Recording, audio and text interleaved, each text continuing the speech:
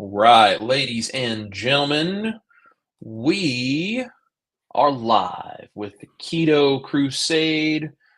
We got some cool guys here. I'm going to let them introduce themselves to you in just a minute. Thank you guys so much for being on the stream. We're going to have some fun tonight, and we're going to talk about hopefully some inspiring information that helps us start to change the world because this is something we really want to do. The three of us have a great deal of camaraderie based on our desire to help people and do amazing things in the keto and carnivore worlds and try to help people with proper human diets. So, you guys don't know me. I am Chris Cook in Nashville, and these are a couple of my brothers in arms, as it were, here in the keto world. I love these guys and told them I would love to do a little something with them, and we've got something special we put together here. So, Mr. Dustin from Keto Simple and Victor from Southern Keto. These guys are amazing human beings, and I'm going to let them introduce themselves and tell you guys a little bit about themselves. We should also be live on their channels as well. So if you subscribe to me and you do not subscribe to either one of these gentlemen, you will find their video channel links in the description box below the live stream, and they would very much appreciate you guys going over there and subscribing to their channel. And if you're watching this on one of their channels, let me turn on a light so you guys can see me a little bit better. I just realized it's a little dark in here. Hey, there we go. Don't anybody get scared. If you guys are watching on one of their channels and you don't subscribe to me, you should be able to jump on over to my channel and subscribe if you would like as well, because we're trying to put together a community that is going to make big impacts and do a lot of great things for a lot of people. So, gentlemen, why don't you guys go ahead and introduce yourselves and say anything you'd like to say, and let's just have some fun tonight. So, Dustin, you want to start it out? Sure. I'm Dustin, Keto Simple. Thank you all so much for being here. So many amazing people already talking and in the chats. And I'm, very honored to be invited to be a part of this with Chris and Victor. We had been talking about this for some time. Our desire to bring as many of the communities together as we possibly can. So I'm excited to get this started tonight. Hopefully the first of many, many, many of these. I'll give Victor a chance to talk here, and then we'll come back around and we'll kind of give people a background on who we are. Well, y'all, I'm Victor from Southern Keto. If you don't know me, I am super excited to be teamed up with these guys. I talk a lot on my live stream about the community as a whole, and how everybody's kind of on one end of the spectrum or the other, or somebody somewhere in between as far as a proper human diet goes. So, Chris is the carnivore side. I'm the southern sweets and treats and good old home cooking food. So anyway, I'm glad to be here. Glad to be able to do this with these two guys, and hope everybody enjoys it, learns something, and it's going to be a good time, I think. Absolutely. I think this is a really exciting collaboration, and I have known both Victor and Dustin for a good while now. It's kind of hard for me to even really remember exactly when it is I've met both these guys, because I've done some different things with both of them.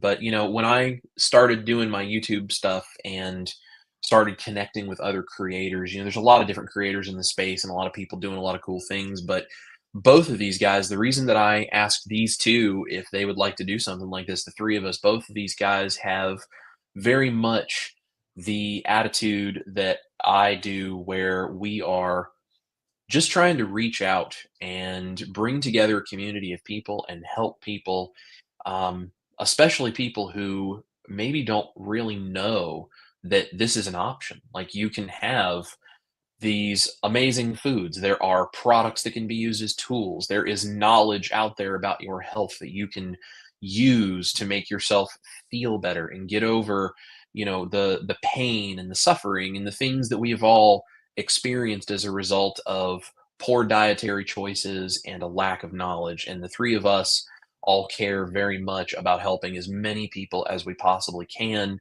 and showing people that this isn't crazy, And we're not nuts. We are very intentional about what we do. And we all have personal stories and experiences which make us believe in this so much. And we want to share that with as many people as we can because we know what it is like to be sick and struggling and feeling horrible and feeling lost and feeling like we are not in control of our own health. And then finding some information that we start to use that changes our entire lives. And we want to be able to do the same thing and change as much of the world as we possibly can. And so both of these guys are very much my brothers in this. And I could not have thought of two people that I would more rather like to do this with. So I think this is going to be really fun. I'm going to give you guys a very brief intro of just kind of who I am, what I do, and I'll let these guys do the same. And then we have some different things we'd like to talk about. We'll try to say hello to you guys in the comments as well as we can. We have this streaming to a lot of places, so we'll keep up as best we can, but there might be a lot of comments. So Chris Cooking Nashville, I started a YouTube channel because I had gone keto and then eventually carnivore at one time, and I'd lost a bunch of weight and I felt great, but I never dealt with a very severe carb addiction. And I felt like I had lost so much of my life, my personality, because I was just eating meat, salt, water, and having my coffee. And most of the time I was good with that, but I felt like I just didn't have all of these things that were important to me socially and culturally because that's the way I was raised. Food was a very important part of my family, and cooking for other people was an important way to say, I love you. And as a result of not dealing with my carb addiction and not really having some of those options, I ended up going back off the rails and I gained a bunch of weight back, and my carb addiction reared a very ugly head. And for almost a year, I was going back the other direction, and I was miserable and sick again and gaining weight and really struggling. And so I started doing carnivore. I went from standard American diet straight to carnivore.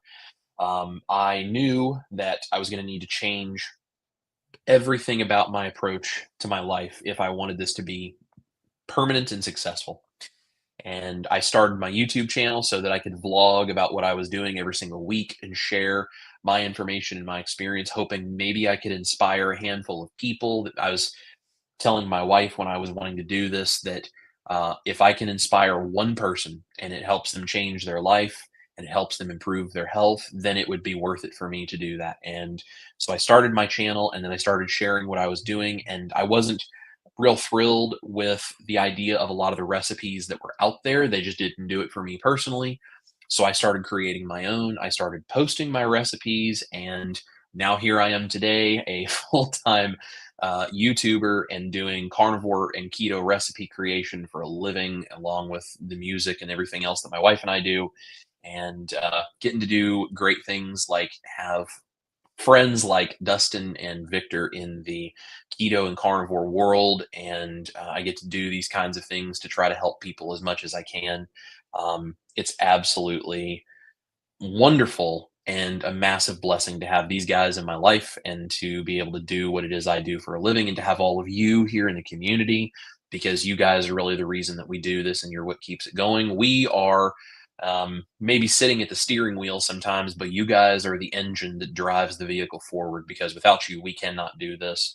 And that's why we are so passionate about it. And that's why we love all of you guys in the community so much. And if all of you would let us know you appreciate that, hit the thumbs up for us on whatever channel you are watching this on, and comment to tell us you are here. That helps YouTube know that we're here trying to help people, and share this with some people out there, because there are a lot of people that need to know about this, and we're here to try to help. So that's who I am. Mr. Dustin, would you like to take it from there, sir?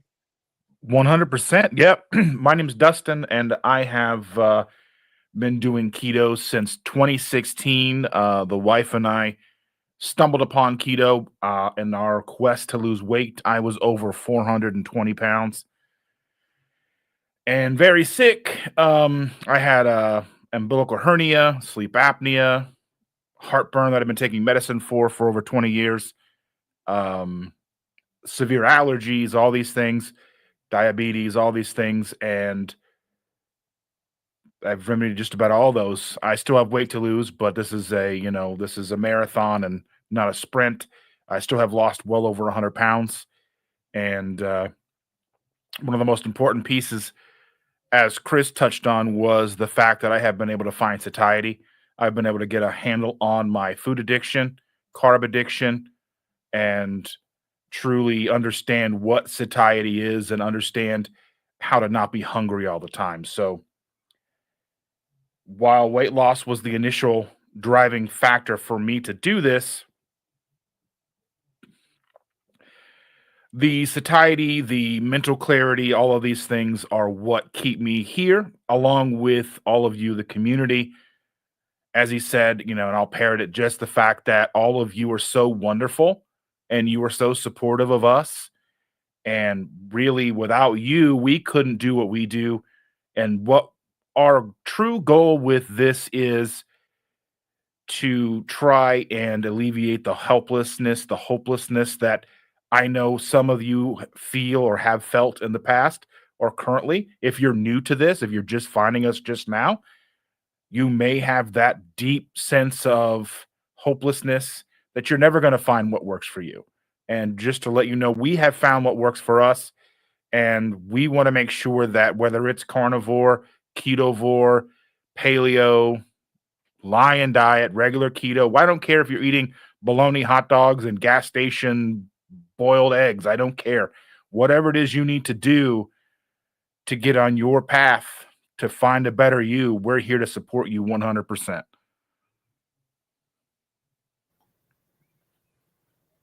Well, I have done keto about 3 times. I come from a personal training background, fitness stuff. So initially, we didn't know keto was keto. Now, Atkins was around back then. I'm sure there's some other diets around prior to that as well.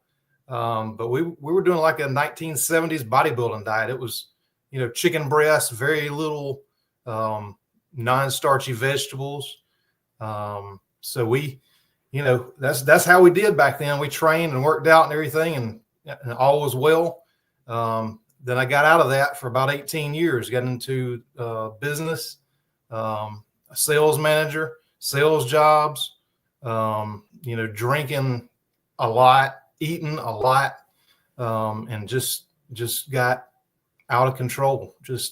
I gained a ton of weight, but what started me back doing keto again, this last time, was I went to the doctor one day, and my blood pressure, I'm going to pull it up here.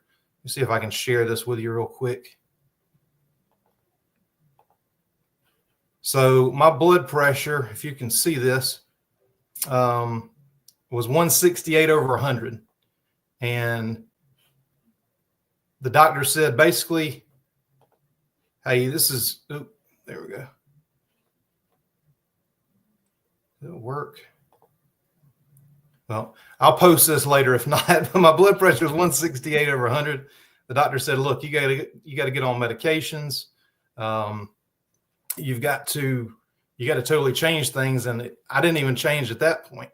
But I knew it worked because back in the personal training days, we did body analysis with people. We'd take their blood pressure when they came in. We'd check their weight.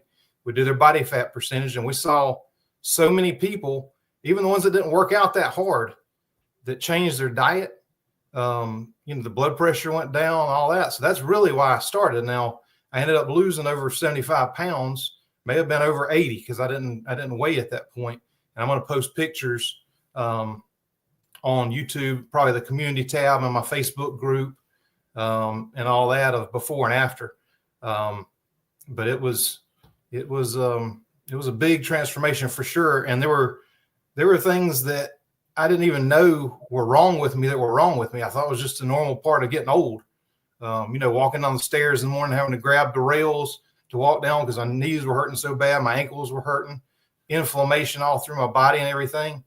But a lot of stuff went away and things I didn't even know I had. There were just so many changes. But I knew that I couldn't just eat chicken breasts and green beans or, all the time. So I wanted to keep eating the foods that I loved, that I grew up with, that were part of my diet. And so I started making recipes because like Chris, I tried a lot of the different things and I'm like, man, this ain't it. I don't like this one. There's great recipes out there. Don't get me wrong, but there were a lot of them that just didn't taste like what I was used to growing up. And they're not going to taste exactly like it, but you can get close. And so I started doing that. And I started my YouTube channel because my son challenged me. He's like, hey, y'all, you know, me and mom make some good recipes. So why don't you start a YouTube channel? I'm like, a YouTube channel? Well, ain't nobody going to watch me. And they didn't for a very, very long time. So, you know, now, you know, we like Chris and Dustin both said, you know, we got a great community. Y'all support us so much. You know, I try to have fun with my videos and stuff. And I don't know if y'all saw my butter post today that I did on all the social media stuff, but I just tried to do some fun stuff. But at the end of the day, it's all about getting healthy. No matter if your goal is weight loss, if your goal is to get healthy overall, if it's to fix blood pressure, diabetes, whatever it is, this lifestyle works. And I know Chris said that, you know, he wanted to come in and say that we're not nuts. I'm a little nuts, I will say. But anyway, I appreciate all y'all watching. And that's kind of how I got started. I'm going to make those posts. There's been a couple of you that said, well, we've never seen your weight loss pictures and stuff. And so I'm going to post that. And I wish I could share the screen here. I'm going to try it one more time just to see if I can. Share screen. Let's see. No, not that. Not that. No, it's not going to let me do it. Anyway, I will post that. And yeah. Anyway, I'll post it. Y'all look for it the next day or two. Thanks. All right, Chris. All right. So if you guys have not figured this out yet, both of these guys have some incredible stories. And, you know, I think the three of us all understand so much about what this is like because, like, it's really difficult, folks, when you are trying to do this and you feel lost and you feel like you don't know what's going on. I just wanted to show you guys really quickly. This is where I'm kind of coming from right here. So the picture on the left here of me, first of all, I look just miserable as all get out. And believe me, I absolutely was miserable. I was in so much pain, and this was right before I started trying to lose some weight. And I weighed somewhere in the range of 385 pounds. I think I was actually slightly bigger than this picture at one point. But I don't know for sure because honestly, I just got to a point where I was depressed and refused to keep weighing myself because I mean, when you get a certain number going on, you just don't care anymore. And I share this picture fairly regularly online because I don't even recognize who that person is anymore. I still have a lot of weight to lose, but you know, as Dustin said, this is a marathon. This is not a sprint. And I'm doing it a little at a time. I'm doing it as I'm able to, and I'm trying to do it in a smart and sustainable way so that I don't feel like I'm going to just completely lose control of things because it's important to me to take care of my health, but to be able to do it in a way that addresses the actual underlying root causes. And so this person that is this picture on the left-hand side is not the same person as the person on the right. I don't recognize myself looking like that anymore because so much has changed about me. And I want you guys to know that just because you may have weight to lose, you may have food that you don't know how you could imagine yourself ever giving up, you are not sure what the actual approach is going to be like. You're not entirely sure how your body is going to react. You don't know if you even believe necessarily in this whole keto and carnivore thing. We understand. We have been there. We have struggled. We have suffered through things, and we found a way out on the other side. And we are not here to give medical advice or tell you how you should deal with any of these medical things you may have going on, or that you should consult a doctor or anything. You need to work with a doctor for all of these kinds of things. But what we are here to tell you is that we understand what you are feeling because we have felt these things ourselves. And we can tell you from personal experience that keto, carnivore, proper human diets, low carb, getting the junk out of your life is going to give you, in our opinion, the best opportunity to have the most fulfilling and wonderful, just joyful life that you can possibly have. And that's really important to all of us because I don't know about these two, but I know for me, I'm not even sure if I would be here today if I hadn't found the solution that I have now. My wife was very hesitant for us to even consider talking about getting married when we were dating because she didn't know if I was going to be alive at 35. And that's a really hard thing to hear from someone you love that much. But she was right. And I started doing the things it took to try to change my life because I have to have a reason. I have to have a why. We talk about this in the community a lot. What is your why? What is your reason for why you want to be healthy? Why it is you want to lose weight or reverse diabetes or get your blood pressure under control or whatever your thing is? What is the why? And it can't be, oh, I want to be skinny. I mean, don't get me wrong, everybody wants to be skinny, but it's going to abandon you in the moments where you are struggling with something to try to dream of being skinny. I know it did for me.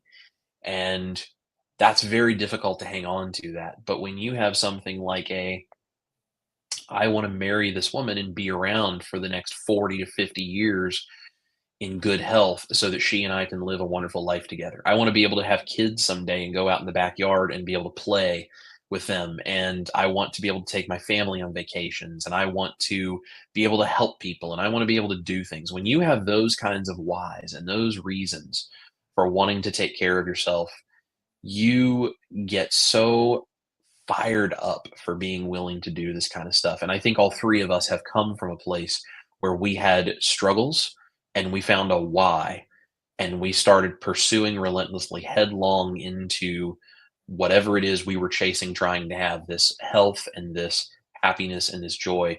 And doing this whole keto and carnivore thing and finding this community has not only allowed us to do that for ourselves, but it has also created this entire community surrounding us as we're doing this so that we don't feel alone in doing this. And that's why we do the things we do. That's why we do these things on our channels. That's why Keto Crusade is here because we want to have a community where we can talk about this information, where you guys can come and you can ask these questions. And if we're not an expert in something and we don't know the answer, we're not going to BS you and tell you we know an answer, but we might know someone who does know an answer and we can help you find out. So you are not alone in the battle to try to figure this stuff out. And there are so many things in the world. There is so much marketing and there's so much politics and there are so many corporations and entities and groups of people that stand to benefit from you not necessarily having the information you need to make the right decision all the time. And there's a lot of interests as to why information exists out there. And we don't get any benefit from telling you to eat keto. So we have no reason to try to lie to anybody about anything, which makes us, I think, a really good place where we can all come together and discuss these things and learn information because none of us get rich by telling you to do something that's bad for you.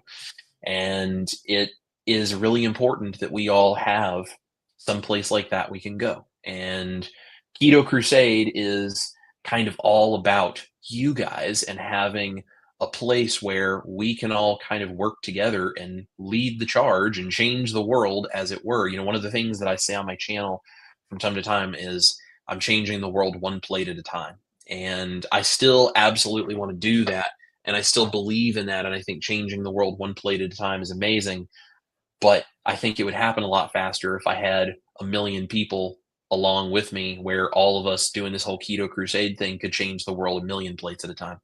I think it would be a lot more effective and a lot faster. And, you know, I'm sort of pulling a page out of the musician notebook here. You know, my wife, Ash Taylor, is a successful independent country artist and I play lead guitar for her. And so, you know, we do this musician thing out of Nashville and tour around the country and all this kind of stuff. And one of the things musicians do is they collaborate, they work together, because you realize that you are better as a group than you are by yourself. And for all of you watching, you are better with a community to help support you through this than you are trying to do this like on an island by yourself. And Dustin and Victor and I are better as creators when we collaborate and we work together and we join forces and we try to help as many people as we can. And so that's kind of why we're here, and that's why I said to these guys I would really like to do something like this. So we want to promote low carb lifestyles. We want to try to dispel myths. We want to give you guys practical tips that we are actually using daily in our lives to make this impactful for ourselves and might be helpful for you. And I'm not going to lie to you, and I know these guys won't either. I'm not perfect at this. I'm not like I get up and do carnivore perfectly every single day and I never have a struggle and I never make a mistake. I'm not that.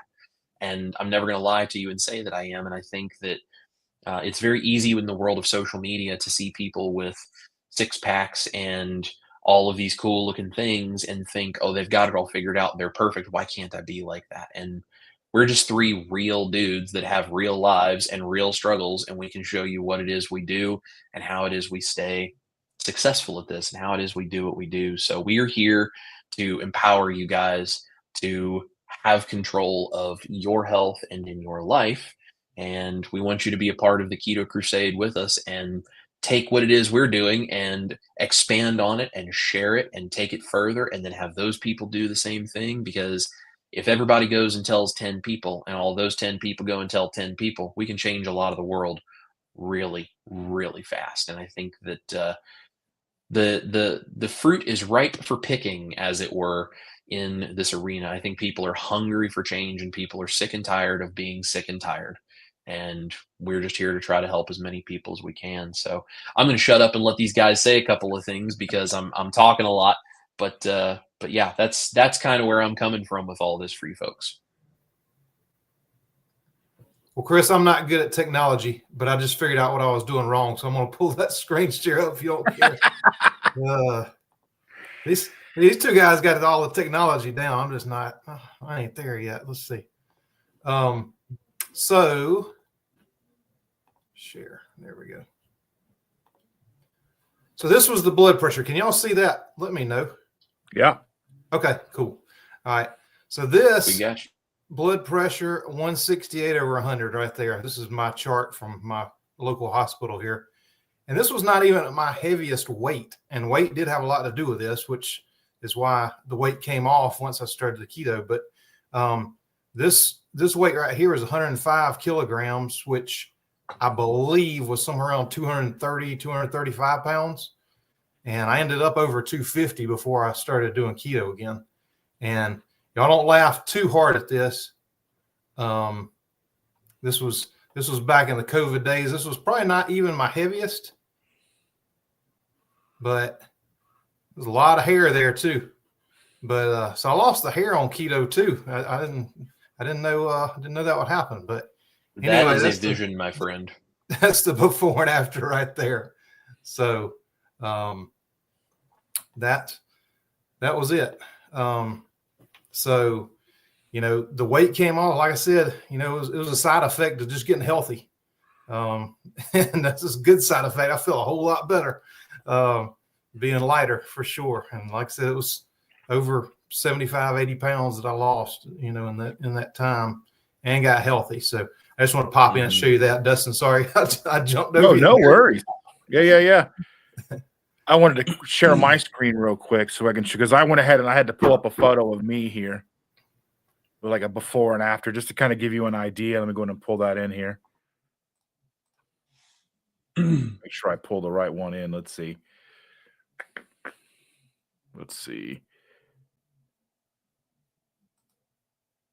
Yes, that's the one. I think maybe, there we go. So you can see there on the left, I was well over 400 pounds, and this was just this spring, one of the newer photos that I have from this spring, right around 300-ish pounds somewhere. So over 120 pounds lost. Absolutely amazing. So I've lost about 130. You say you've lost about 120, Dustin. Victor, how much was it you said approximately you think you've probably lost? 75 to 85, somewhere in there. I just stopped weighing at one point. I mean, Yeah, you know, yeah. I mean, so we're between the three of us, like 325 pounds of weight that has been lost. So I we've mean, lost an just the obese three of person. us. Yeah. It's absolutely incredible. Yeah, I mean it's fantastic. And one of the things that you touched on, Chris, is this community and the fact that we get so much out of this community as well. It's not just what, you know, not what we're putting out there, but what we get as well. Like as I'm putting together content and putting together videos and kind of doing deep dives in on, things like, what are natural flavors or, coming across all this stuff, you do kind of get that sense of I'm never going to get this. I'm never going to get all the way perfect. I'm never going to get away from seed oils or maltodextrin. It's almost like these little pieces seem to kind of pop out of the places you least expect them. You think you figured it out, and then they kind of pop out. But it's so good to have the community here because you can kind of just commiserate a little bit, lean on them, get the support you need from them, and laugh and joke with them and understand that they're going through the same stuff that you are.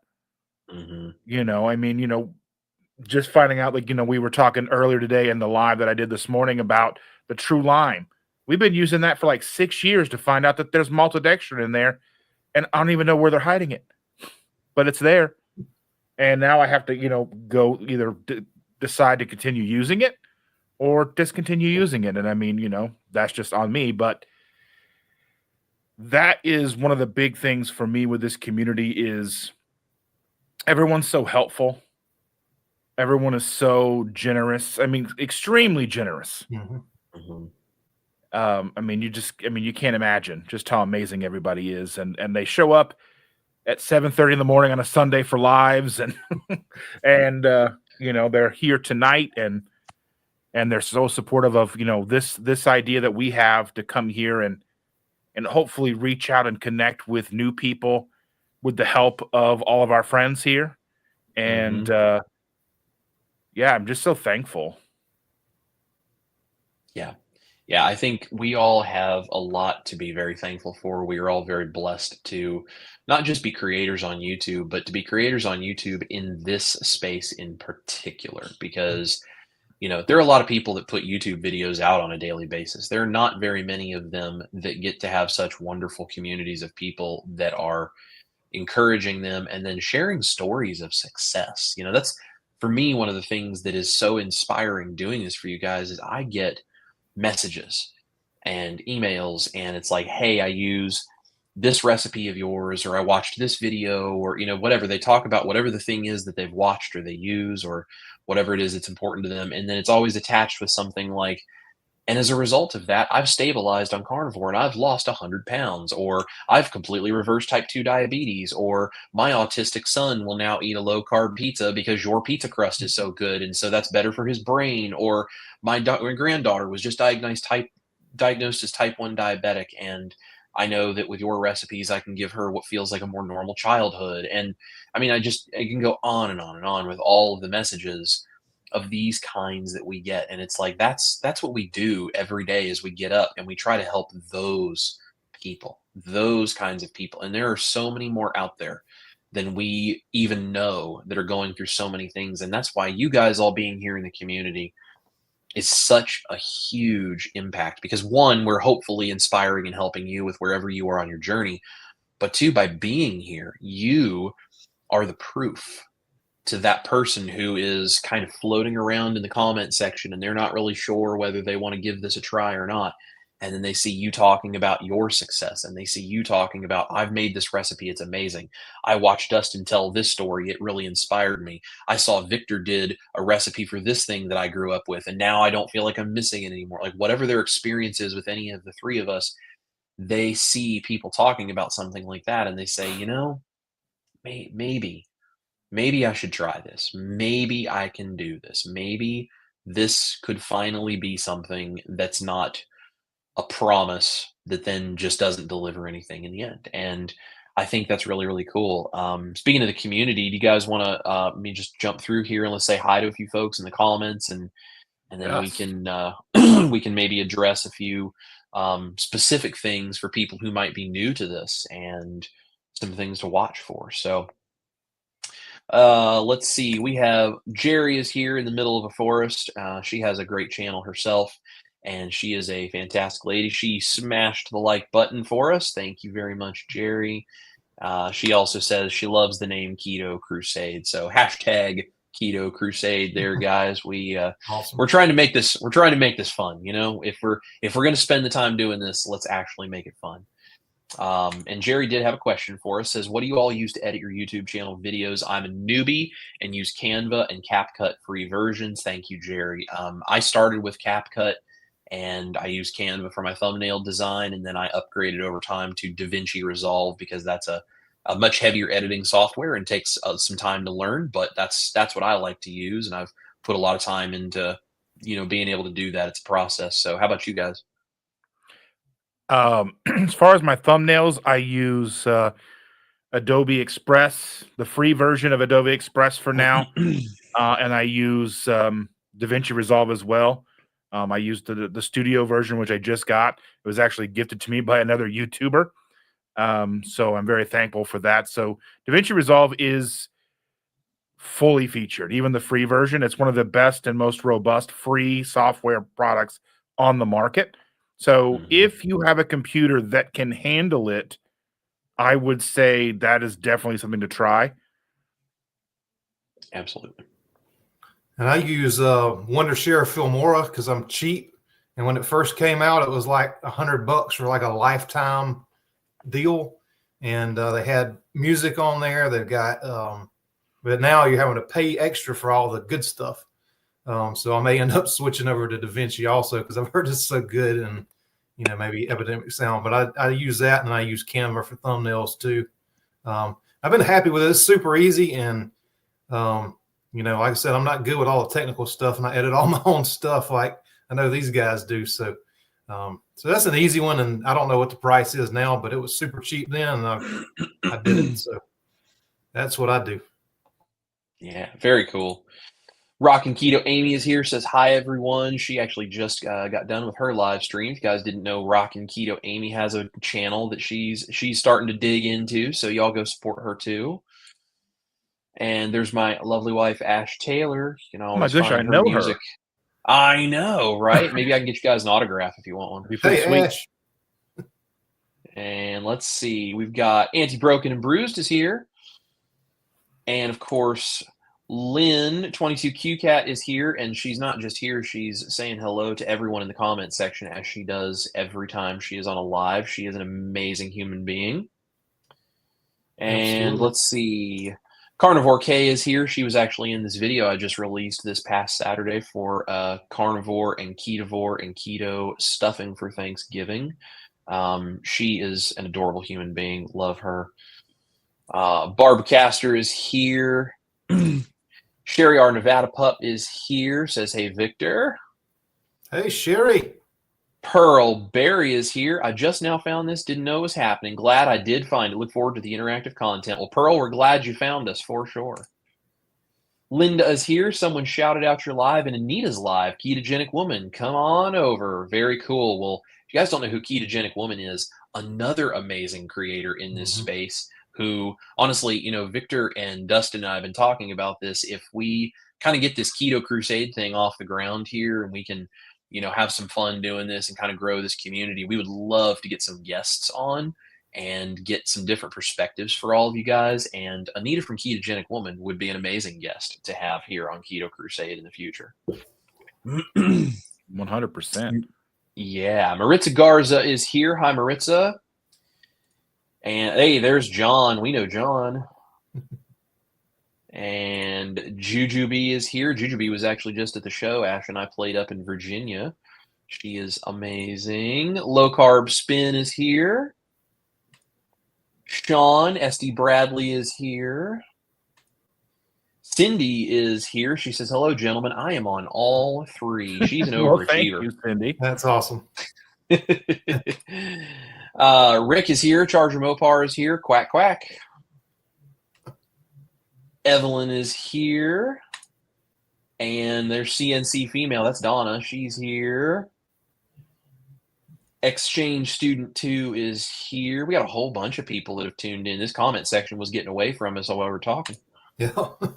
We've got Lisa. Hello, Lisa. Hello to Jeremiah.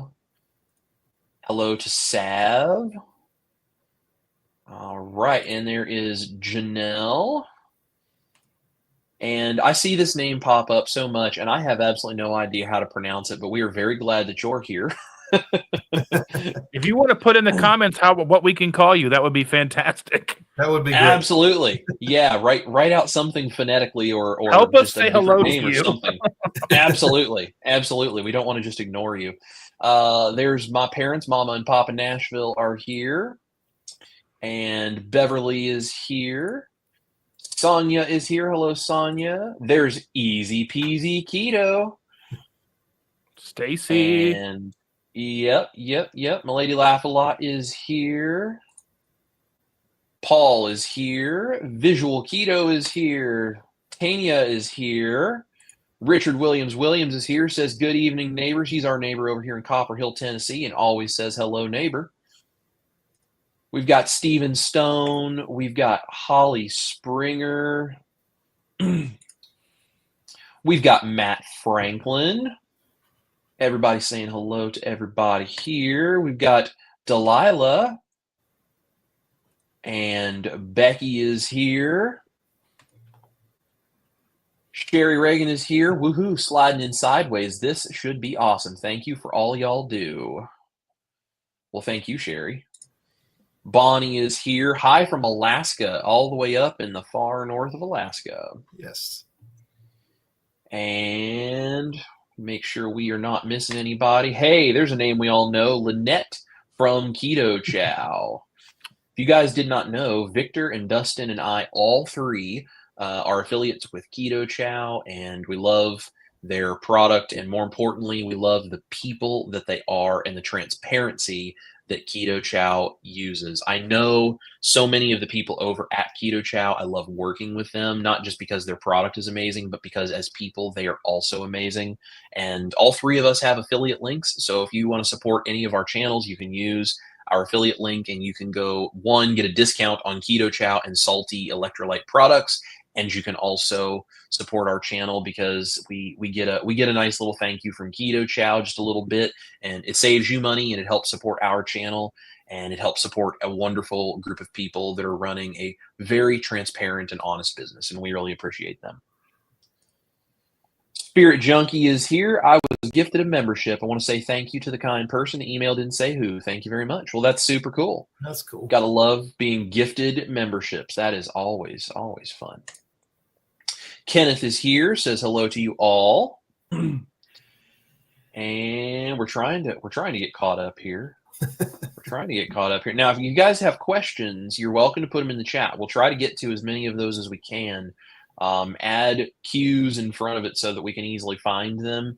And if you have a question for a specific one of us, tell us which one you want to ask the question to, or if you want all three of us to answer, then let us know that it is specifically for all of us. And one of the best ways, especially when this many people, if you do want to make sure your question gets seen and answered, you can go ahead and use that super chat function. That does help us out as well. If you go to either of our individual channels and then, Yep, absolutely. That is a fantastic way to let us know. And it's just supporting the work that we do as well. So we appreciate that. And let's see if I can pull it up here. There it is. There is a super chat from In the Middle of a Forest. Jerry says, I appreciate your answers. Got to get with the program like you youngins. Well, I don't know about us being youngins, but yeah, we're here trying to do the best we can for you. So, well, I'm definitely the oldest. So let's see. Yeah, not by too awful much. Amy is here. Besides, I don't think any of the three of us have ever wanted to grow up, so it doesn't really matter at the end of the day. Liz is here, and I think we're catching up with everybody. Annie B is here, says, way to go, Dustin. Good to see the three of you together. Y'all really make this work for us. All right. Thank you so much. Yeah. Yep. Everybody just saying hello to everybody. This is a good one. Lori wants to know, Lori says, do you all take vitamins or supplements? For me personally, the only thing I do is I supplement my electrolytes because our water supply just does not give those to us anymore the way it used to. I add iodine because our soil does not give us iodine the way that we would like for it to anymore. And then sometimes in the winter, if Ash and I are feeling real run down, we will do a vitamin D3 K2 kind of supplement because I get the wintertime blues personally. Other than that, if I feel like I need more supplementation, minerals, and vitamins, I go eat some liver. That's what I do. So, what about you guys? I utilize salty. I utilize various types of electrolytes, just like Chris. And I do add in a it's magnesium supplement that has like 5 or 6 different types of magnesium, just to kind of cover my bases. And sometimes I throw in a little extra potassium in there as well.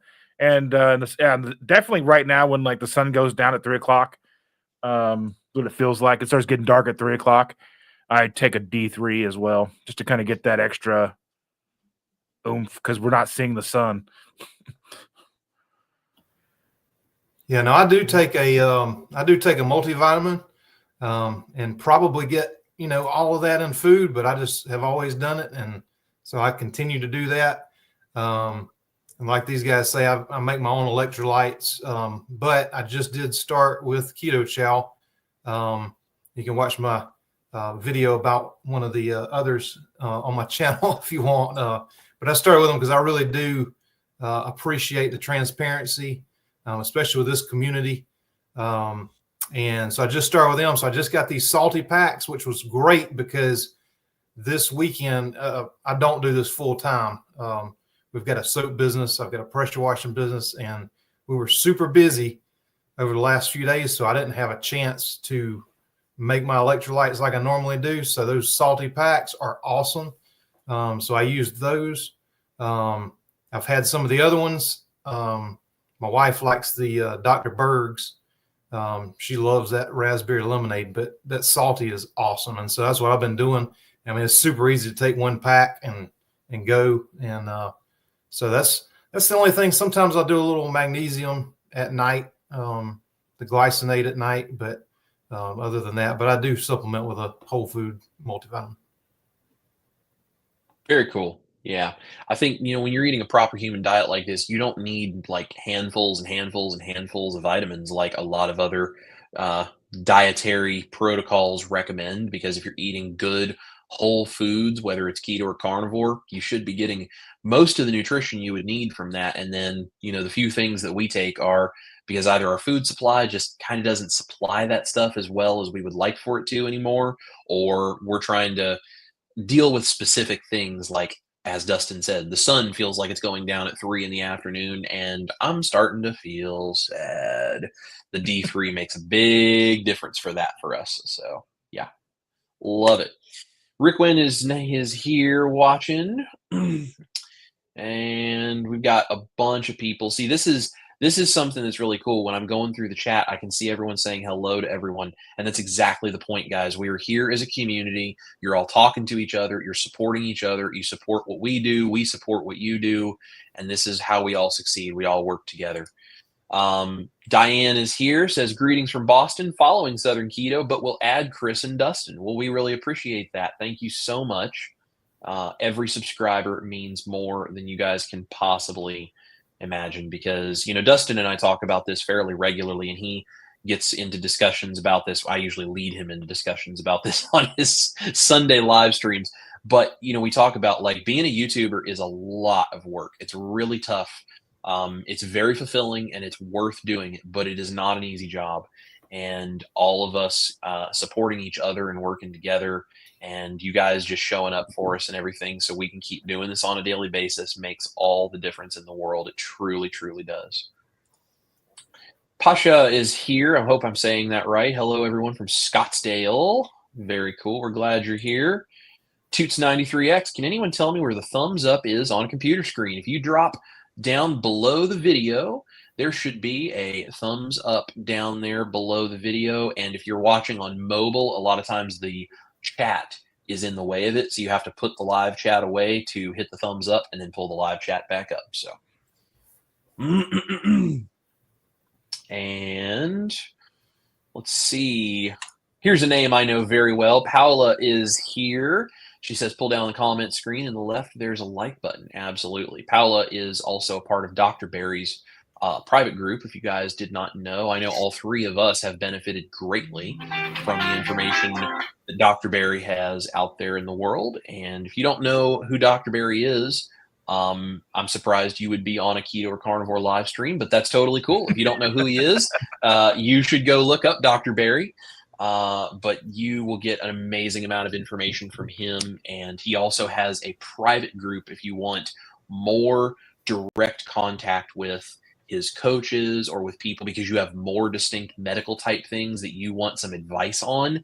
They can really, really help you with that. That's what they are experts at, and they're amazing people. So Yep. Spirit Junkie says, how might you suggest someone approach eating a ketofied food they were addicted to as a regular carb version? This is a fantastic question. And this is why my channel even exists in the first place, truthfully, because this is a really important thing to ask. So I'll give my thought and then I'll let these two jump in. But if you are addicted to a carb-laden food, there's two things you have to understand about food, in my opinion. Number one is the chemical composition of that food. There's carbohydrates and there's potentially preservatives and all kinds of other things, and that's having a chemical reaction in your body when you eat it. The second thing, and this I think gets overlooked a lot, there is a social and cultural element to that food. And that's a psychological thing. So when you eat that food, does it make you feel happy? Does it make you think of memories of good times? Like, what are the things that go into that food? If you are addicted to carbohydrates as a chemical issue, when you take the carbohydrates out of your body and you make something like a ketofied or a carnivore version of that food, if you enjoy the social and the cultural and the sort of psychological aspect of that, and you're not having any issues with withdrawing from carbs or any of these other things, and you're satisfied with that, I think that's amazing. And I don't think anyone should tell you that that's wrong or that's bad. Now, if there's a health issue that needs to be dealt with and you eating that does not support that health issue, that's a different conversation. But the idea of eating something that is ketofied or a carnivore version of a food that you have a social, cultural, psychological reason to enjoy eating, we all have that. Because Dustin put this really well one day. He said, yeah, food is fuel, but food is also a lot more than that. And be it right or wrong, that is part of human culture and has been for thousands and thousands of years. So it is bred deep into our brains to feast and to celebrate and to eat certain foods as a cultural significant thing. So if you can do that and you're taking carbs out of your diet, but you're still enjoying this psychological element of this thing, to me, that's the best of both worlds, because you're not causing the chemical addiction issue, but you are giving yourself the satisfaction psychologically, culturally, socially of having this thing that is important to you. So you still feel like something that is part of your identity, that's part of how you understand the world, is there, but you're not putting the chemicals in your body that cause the harm that the carbohydrates do. And this is why, there's some dogma that can come up with these kinds of conversations sometimes. And this is why the three of us, especially, we support, if you want to go like super strict meat, salt, water, because that's good for your health and you're happy, we support you. And we think that's amazing. Go for it. But we don't ever want anyone to feel like they're somehow failing if they can't or don't want to do that, or that we would never want to encourage them to be tearing other people down who aren't doing things the same way. And it's, there are some baseline things here about our health and what carbs do to us and why we take them out and why we choose to eat what we eat that is applicable to all human beings that live. But there are subtleties in how we approach that makes this more sustainable and more successful for people in different ways. So if you're trying to approach a ketofied food or a carnivore version of something that you used to be addicted to, if you can do that and you're not having any issues with it triggering you to do something else because it's really about a chemical addiction, well, you're taking the carbs out, you're removing that issue, and that's not a problem. So if that works for you, fantastic. Now, if you go to eat that and it triggers you and you've got something else going on and now you can't stop thinking about something and you got to go out and you got to go get ice cream bars and fast food and you got to run to the store and like all these different things, if that triggers an issue, that's something you have to learn about yourself and that's something you have to come up with a plan for. But that's not the same thing as a carb addiction. That's a psychological thing, because if you're taking the carbs out and then you're still being triggered by the thought of something that goes deeper than just the carbs you were eating. And so then that's something that you have to know yourself well enough to say, how am I going to address this? What can I do? Who do I lean on? Where do I go to get this information? How can I fix whatever it is that's happening in my head so that I have control of that and I can choose if I want that thing or not without it leading me down this dark path? That's what I had to do. Because for me, there was a carb element and then there was a psychological element. And when I got the psychological element under control by creating my recipes and having the ability to do this stuff that I didn't feel like I was losing something of myself, suddenly the carb addiction wasn't really much of an issue anymore. And now, even if I have some carbs on a very rare occasion, it doesn't fire up some kind of addiction for me anymore like it used to. So that's my story on that and my thoughts. What do you guys think? As far as ketofied things, that was a huge part of the beginning of the journey for me, especially in 2016 when we started. It was everything was a replacement, whether it was like keto corn dogs, using fathead dough to make pizza, the list goes on. I think coming to terms with certain foods are probably going to be off limits for forever, depending on who you are. And some foods, depending, you may be able to find a replacement. And as time has gone on, there are, different types of cookies on the market. There's like Oreo type cookies and all these things. And you just kind of have to come to terms on, is that going to be appropriate for you?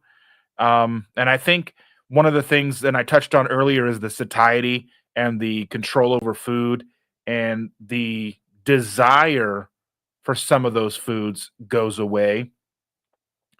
And they come back every once in a while, especially around the holidays.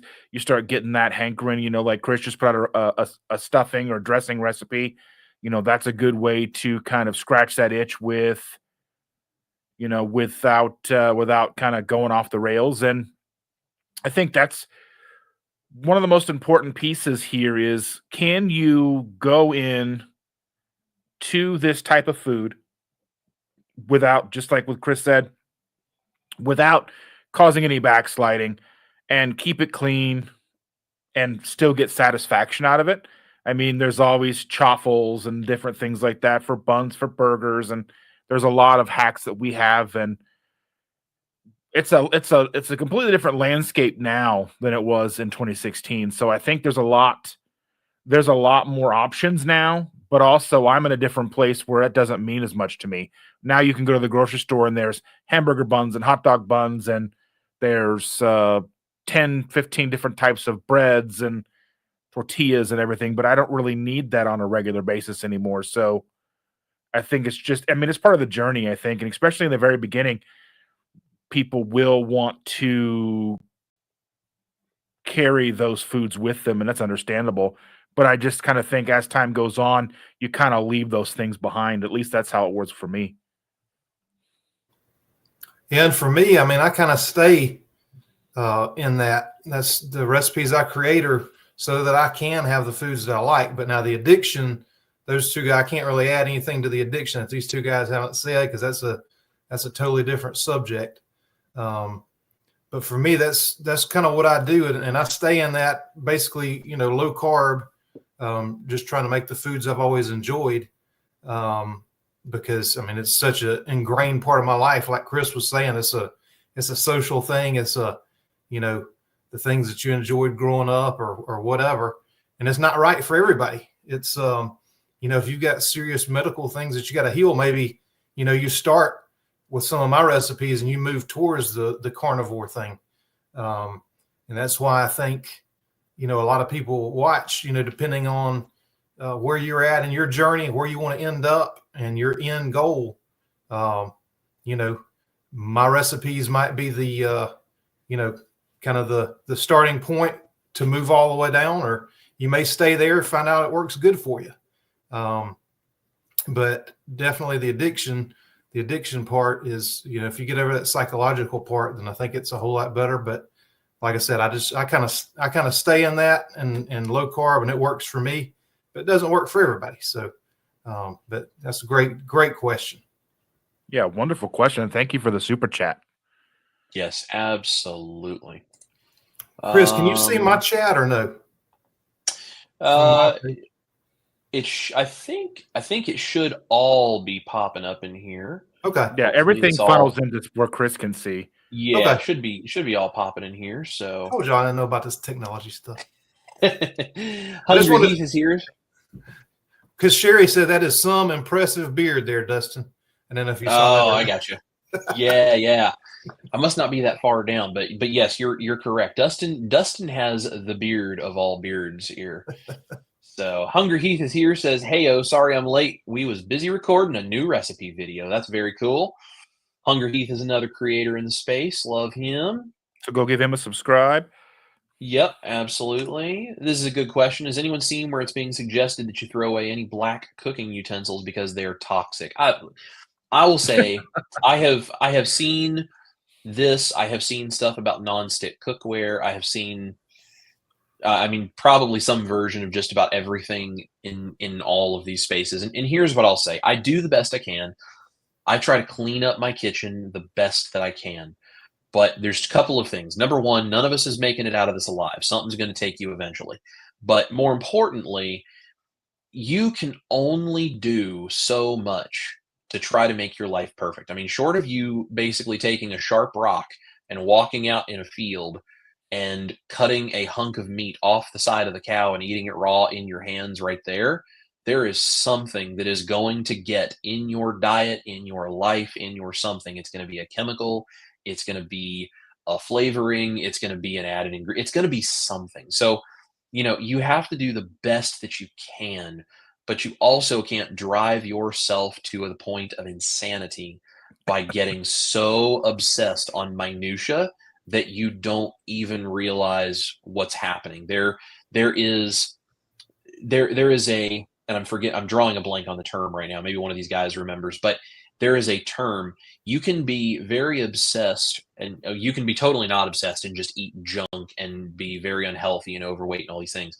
But there is actually a term that is for the other direction, where you become so overly obsessed with everything in your life being clean and healthy that it becomes as much of an obsession as the addiction to the carbohydrates was too. So I try to stay as clean as I possibly can while also retaining as much common sense as I can. So with things like this, where it's like, throw away your black cooking utensils because they're toxic. Are they?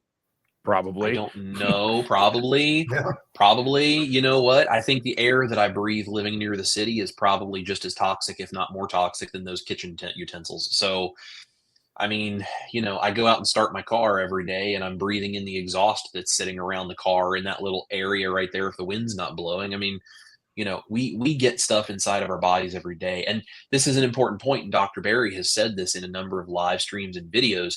When your body is functioning properly, because you're not eating a bunch of toxic junk all the time and you're eating things that are good for you, it's actually designed to filter and handle certain amounts of toxins, because our bodies are made that way, where they can handle that. It's because we've put so much into it, our body can't keep up anymore. So when you start cleaning up your body and you get better and better and better, little bits of things like that make it in, your body actually is better at handling that stuff. So I worry about it to the point of, within reason, can I make this cleaner in my life? And if the answer is yes, I do. And if the answer is maybe, but I don't even know where I would start to do that, so I'm not gonna, even have a chance to do this without totally freaking out and going down a rabbit hole for the next 10 years, I don't really worry about it that much until I get further information that says I should. I That's just mean, my thoughts on it. realistically, I think like as we move to improve the food or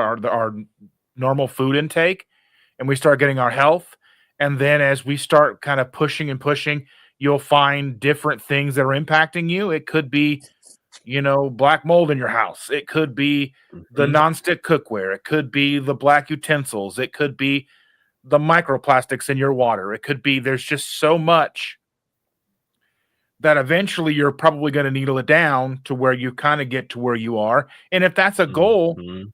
it's not an awful goal. I'm never going to shame someone for trying to remove as much of the low-hanging toxins as you can from your life. The when you buy the 5-pack of the black plastic utensils from Walmart for $1, they're probably Mhm. not great for us. But can we afford better? You know what I mean? Then you're gonna eat too much sardines and get mercury poisoning. I mean, what are we gonna do here? Right. So I think you just gotta have to pick and choose your hills each day, so to speak. Mhm. Yeah, the cleaner you eat, your body has an innate ability to heal itself. So, the better your diet is, the more this kind of stuff is not. To me, I don't think it's going to matter as much. But you get the cooking utensils, and then you throw seed oils in your diet, and then you throw sugar in there, and then you throw, and your body's trying to heal all these different things at the same time. I mean, that's the problem. So, to me, eat as clean as you can, get rid of as much of that stuff as you can. But, the main part is the diet to me. Mhm. I don't worry about some of the rest of it, but yeah, you're right. It probably is toxic at some point, but your body will take care of it if you're eating as good as you could possibly eat and doing all the other things that you can to make it better. Mhm. Yeah, I totally agree. I think this right here, this is a great comment that sort of explains what we're saying about this community too. Sean and his wife Michelle and their son Austin actually came to the show that Ash and I just played up in Virginia. This is how this community is. They will come out to things and support each other and be a part of, just celebrating all the things we're all doing with our lives. But Sean says the biggest thing for me is that in a world where most people couldn't give a crap about how we're doing, we've found this community where everyone truly cares for you and wants you to succeed. And that is exactly what this community is about. And that's why we are all three sitting in front of you guys right now, because we want to see you succeed.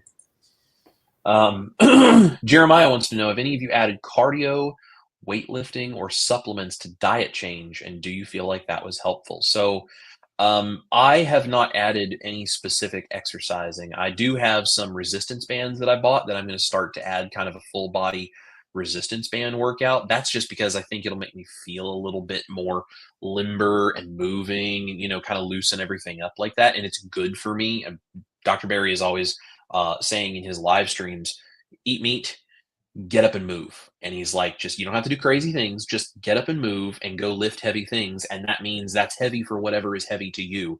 If a gallon of milk is heavy to you, go lift that gallon of milk. You don't have to go to a gym and do all this crazy stuff. Like, just go be active, go outside and play in the sun, go do these things. And so I'm going to try to incorporate a little bit of resistance bands into my life just because I want to be able to move more. But honestly, I tend to just be more active on a daily basis because I feel so much better. I didn't have to intentionally add cardio or weightlifting or supplements or anything else. I just kind of started feeling better and doing more stuff.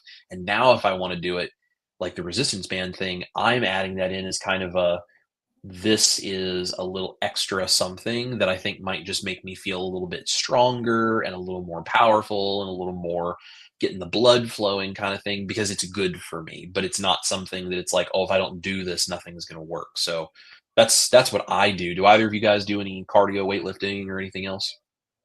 I don't, but I did ask for a kettlebell for Christmas, so we'll see if I get one of those. Go in the garage and Nice. do kettlebells every day, just like a 20-pound kettlebell. Yeah, and I do have a pretty active job doing pressure washing, so hauling around equipment, lifting stuff, walking outside in 95-degree heat, all that. And I do the multivitamin, like I was saying. But I think the important thing, and like I said, I have a fitness background. And so, I was one of those that would encourage people back in the day to jump on the treadmill, the rat wheel, but to me now, I think it's more important to do something that you enjoy. Get outside, take a walk. If you like hiking, go take a hike. If you like swimming, swim. Don't feel like you have to get on that hamster wheel and the treadmill. And, the old burning, you're going to burn 200 calories an hour if you're on a treadmill for an hour. Do something fun that you like. That's my advice on that. I'll probably get back in at some point and do some weight training because I enjoyed it. But right now, as physical as my job is, I don't really do anything else as far as that goes. But yeah, just do what you enjoy and get outside. That's the vitamin D. It just makes you feel good. So that's what I would say. Absolutely, I totally agree. Low Carb Spin wants to know, so what baby step would you give to the newbies out there? This is a really great question. If you guys are a newbie to keto, carnivore, or low carb of any kind, and you're trying to figure out what to do, I think the first baby step is you need to go through your house. You need to read the label on everything you've been eating, and you need to give yourself the knowledge of what is actually in the food that I've been eating. Because I know for me personally, when I did all of this, I was eating so much stuff, I had no idea what was in any of it. And when I started reading labels, it just shocked me. And it was like, well, it's no wonder I feel the way that I do. Look what I've been doing to myself for the last 15 years. And so I would say go through your house, go look at every label and learn what is actually in the food you're eating so that you can start making the decision of what do I want to put in my body and what do I not want to put in my body. And you can do all the research and know what all of the influencers say and all the doctors say, and you can know that stuff top to bottom. But until you actually go to the pantry and turn the package around of the thing you're eating and know what's in it, you don't know where you fall within that whole spectrum of that discussion. And so I think you do that.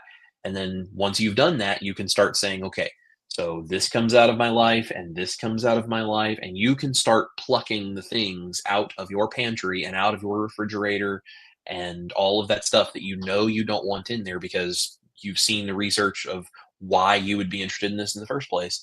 And then when you go to the store, don't buy that stuff again. And you look for alternatives, you look for better choices, you look for recipes like mine or Victor's. You look for a community where you can ask for advice. Dustin I think Dustin's real superpower in this community is he's so good at knowing where all these different people in the community are and bringing people together. And if you connect with Dustin in his community, you connect with everyone else in this community too. And they all have such good information. I've learned so much being a part of that community as well. And so you go these different places and you get the information to refill all of the holes of all of those things you've pulled out of the pantry and out of the fridge and out of your mindset of what you're doing with your food. I think that's step number one. You research this, learn about it, and then you go look at what's actually in your life so that you know what it is you're doing, because knowledge is power in that way. So what do you guys think? What baby steps do you have?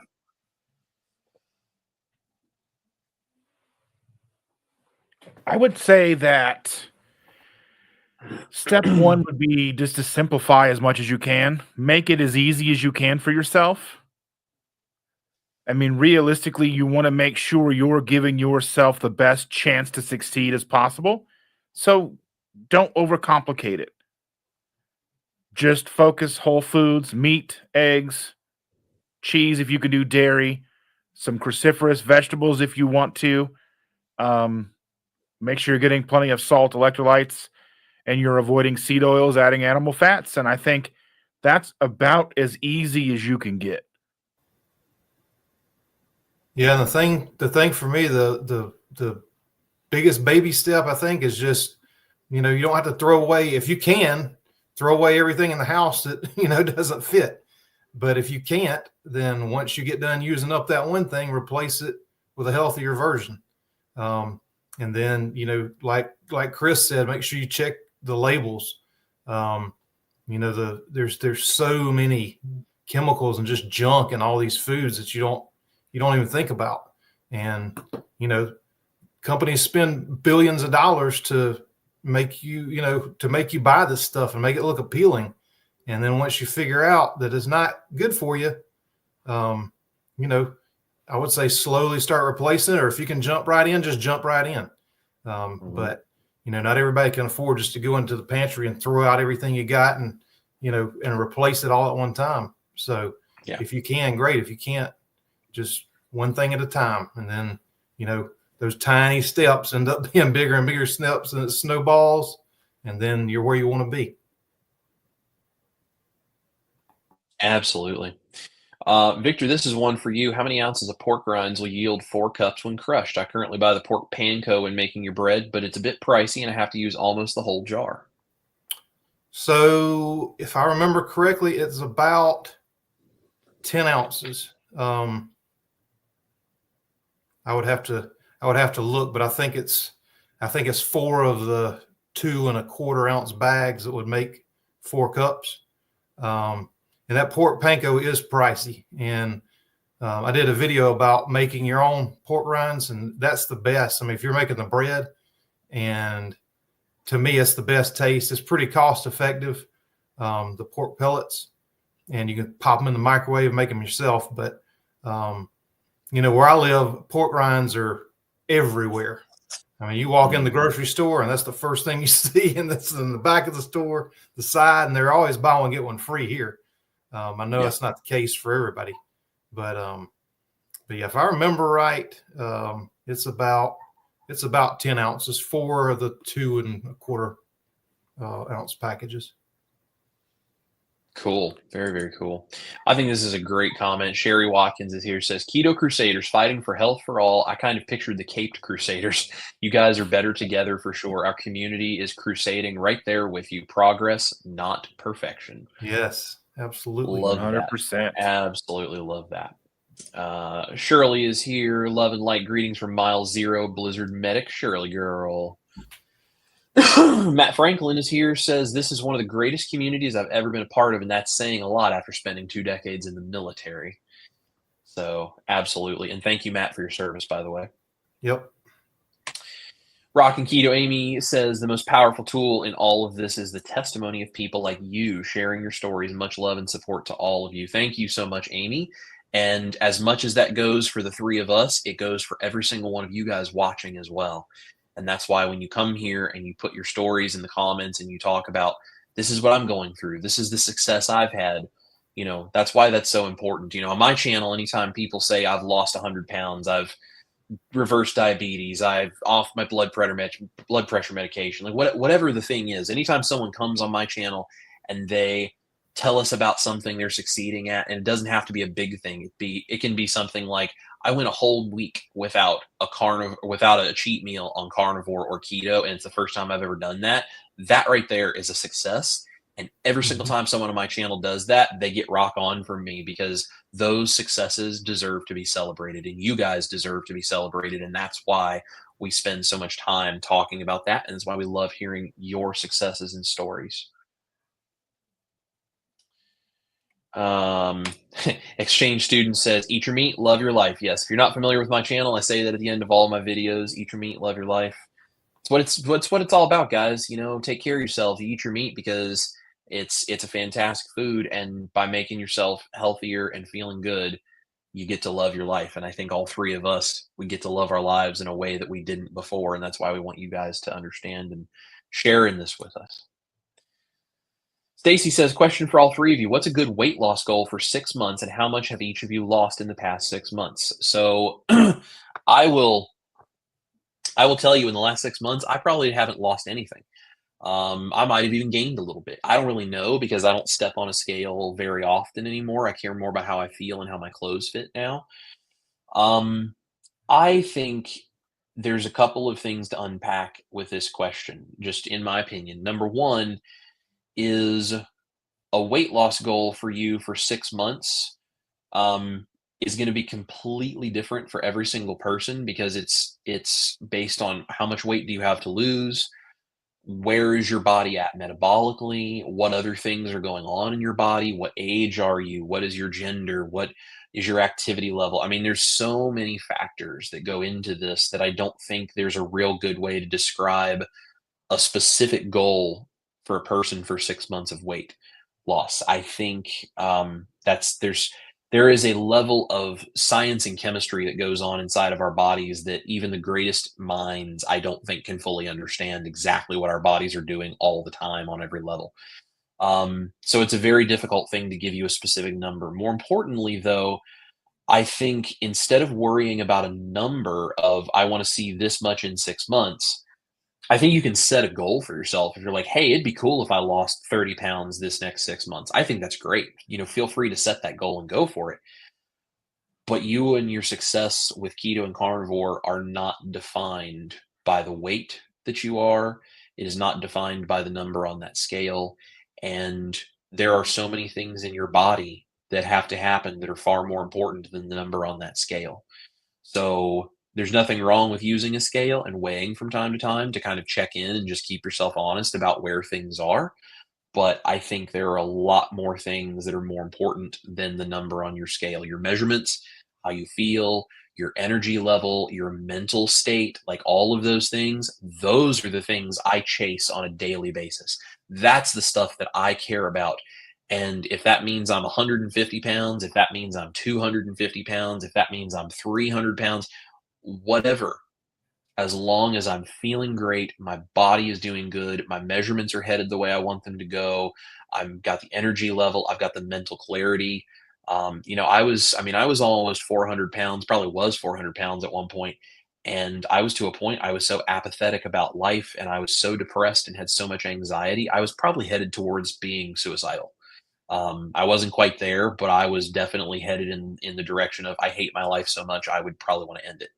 Um, that matters a whole lot more to me than how much weight I don't do or don't lose in any given 6 month period. So there's nothing wrong with checking, and there's nothing wrong if you want to set with yourself a goal of 20 pounds, 30 pounds, whatever it is, depending on how much you might have to lose.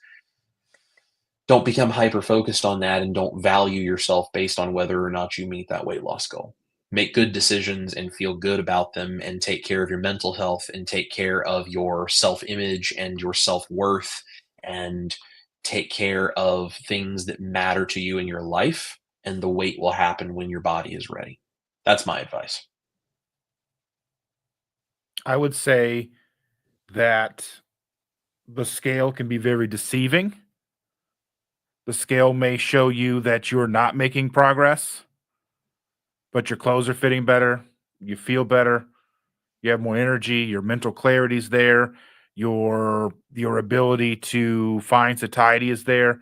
There's a lot of things I think that basically just to kind of piggyback off of Chris, there's just a lot of things out there that are far more important than weight loss because I think once you start to heal your body and once you start to get your ducks in a row with your metabolic health, the weight will kind of sort itself out over time.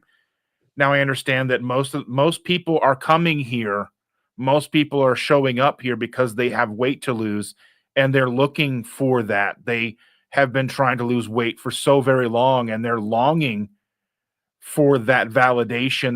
They're longing to lose that weight. And I know I got here for the exact same reason. You step on a scale and you're 420 some pounds at the doctor's office, and it's like you just got hit in the face with a sledgehammer. And you're gonna, what can I do to get this off of me? And it didn't pile on in 6 months. This is decades and decades of this coming to me, and I think just coming into this knowing that you could lose a pound a week, you could lose a pound a month, and you just kind of have to go, okay, I'm making progress in all these other areas. And I think that's kind of my quote unquote advice, but not really advice. I mean, because none of us are doctors, healthcare professionals, nurses, anything like that. But we're here just to kind of be a guiding light. And I think I just don't want people to get discouraged by the scale. Mm-hmm. Yeah, and I tell people all the time, weigh if you're doing keto, if you're starting it and you're all in on it, weigh when you start and don't weigh again for a month. Because what's going to happen, you're going to lose a lot the first week just because of water weight. You're going to shed a ton of water weight, and you'll be so excited at the end of the week, and then the next week you might go up in weight. And I mean, you can vary, your weight can vary 4 or 5 pounds a day. I mean, you could have lost 5 pounds in a week and step on the scale, and you might be up a pound because you're going up and it goes down and it goes up, down, or but the main thing is, how are your clothes fitting? How are you feeling? You know, are you in a smaller size pants than you were, a month ago? I think the scale is a terrible instrument. And I say that, being the one that used to weigh people every single week when they'd come in. We'd do body fat composition, we'd do weight and all that. And now I realize how bad that was, because you get discouraged. I mean, you could be doing intermittent fasting and your body's healing itself. Your muscles are rebuilding themselves, and, muscle weighs more than fat. So you may go up in weight, but your pant size is dropping, or, that's how you're feeling is way more important than the weight, in my opinion. And I know you said a weight loss goal. If you lose more than 2 pounds a week anyway, if you got to weigh, if you lose more than 2 pounds a week, it's probably not, you're probably losing a little muscle, or if you're eating keto, it shouldn't happen. But, I wouldn't expect more than that. And I just don't want you to get discouraged if you've got a number in mind and you don't meet it. But if you're feeling a whole lot better, that is the key. And it's and I haven't lost anything. I've probably maintained my weight now for the last 3-4 months, and I'm in a place where I'm happy with it.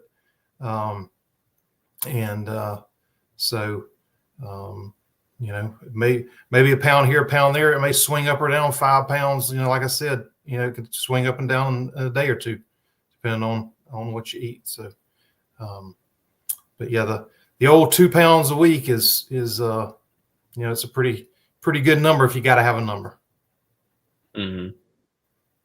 Absolutely. SD Bradley, Mr. Sean says, all three of you are amazing staples in our community. What is your go-to for a quick meal for those people who don't have much time? What tips can you give them to keep on track? Love you guys. And thank you, Sean, very much for sending a super chat. This is a great question. So there's a couple of things that I like to do. So I buy ground beef in great big packages, as big as I can get, because you get a better price per pound. And I form them into burger patties, and I stick them in Ziploc bags, and I freeze them. And then when it's time to have a really quick meal, I throw a burger patty in the air fryer. That is the easiest, fastest thing, because if I'm hungry and I have little time, I can always throw burger patties into an air fryer with just some salt and pepper on top, and they're fatty and they're filling and they're tasty. Figure out your timing, your cook timing. You can do this in an oven. You can do it in a skillet. You just got to get the heat right, and it takes a little bit of experimentation to figure out how you like your burgers best. But I'll do that. I also try to keep things like steaks in the refrigerator, if we're going to be busy and I know ahead of time I'm going to be busy a certain day. I try to have steaks. I can throw a steak with salt and pepper into a skillet with a little bit of butter and fry it up and make it easy. Eggs are always an easy go-to as well. Some combination of steak and eggs, beef patty and eggs, just doing eggs by themselves with lots of butter. Those are the kinds of things I go to. If you can handle the dairy, add a little bit of cheese for some flavor, and you can do things like blue cheese if you want, something special, or Parmesan, or whatever. You can get kind of some funky flavor things going on there if you want to do it quick. And if you're leaning on the keto side, like Ash, salad. Salad is always it's a great, like, throw it in a bowl, have some kind of a keto dressing pre-made, ready to go. You can dump on top. And, if you've got the ability to throw some meat on it, like chicken or, salmon or something like that, excellent. You can make it a whole meal. If not, it's a great side dish to one of those burger patties. So that's kind of the basic things that I'm always doing in my house for, like, those quick, get it done things. What about you guys? My life is basically how quickly can I make food. Like, I mean, it's burger patties, it's eggs, yeah, burger patties, eggs, hot dogs in the air fryer with some mustard. I mean, that's basically how I live. If usually I'm making a recipe video or something, if I'm making something different, chicken, I don't know, something super duper easy. That's basically my life is like just burgers, steaks, eggs, hot dogs.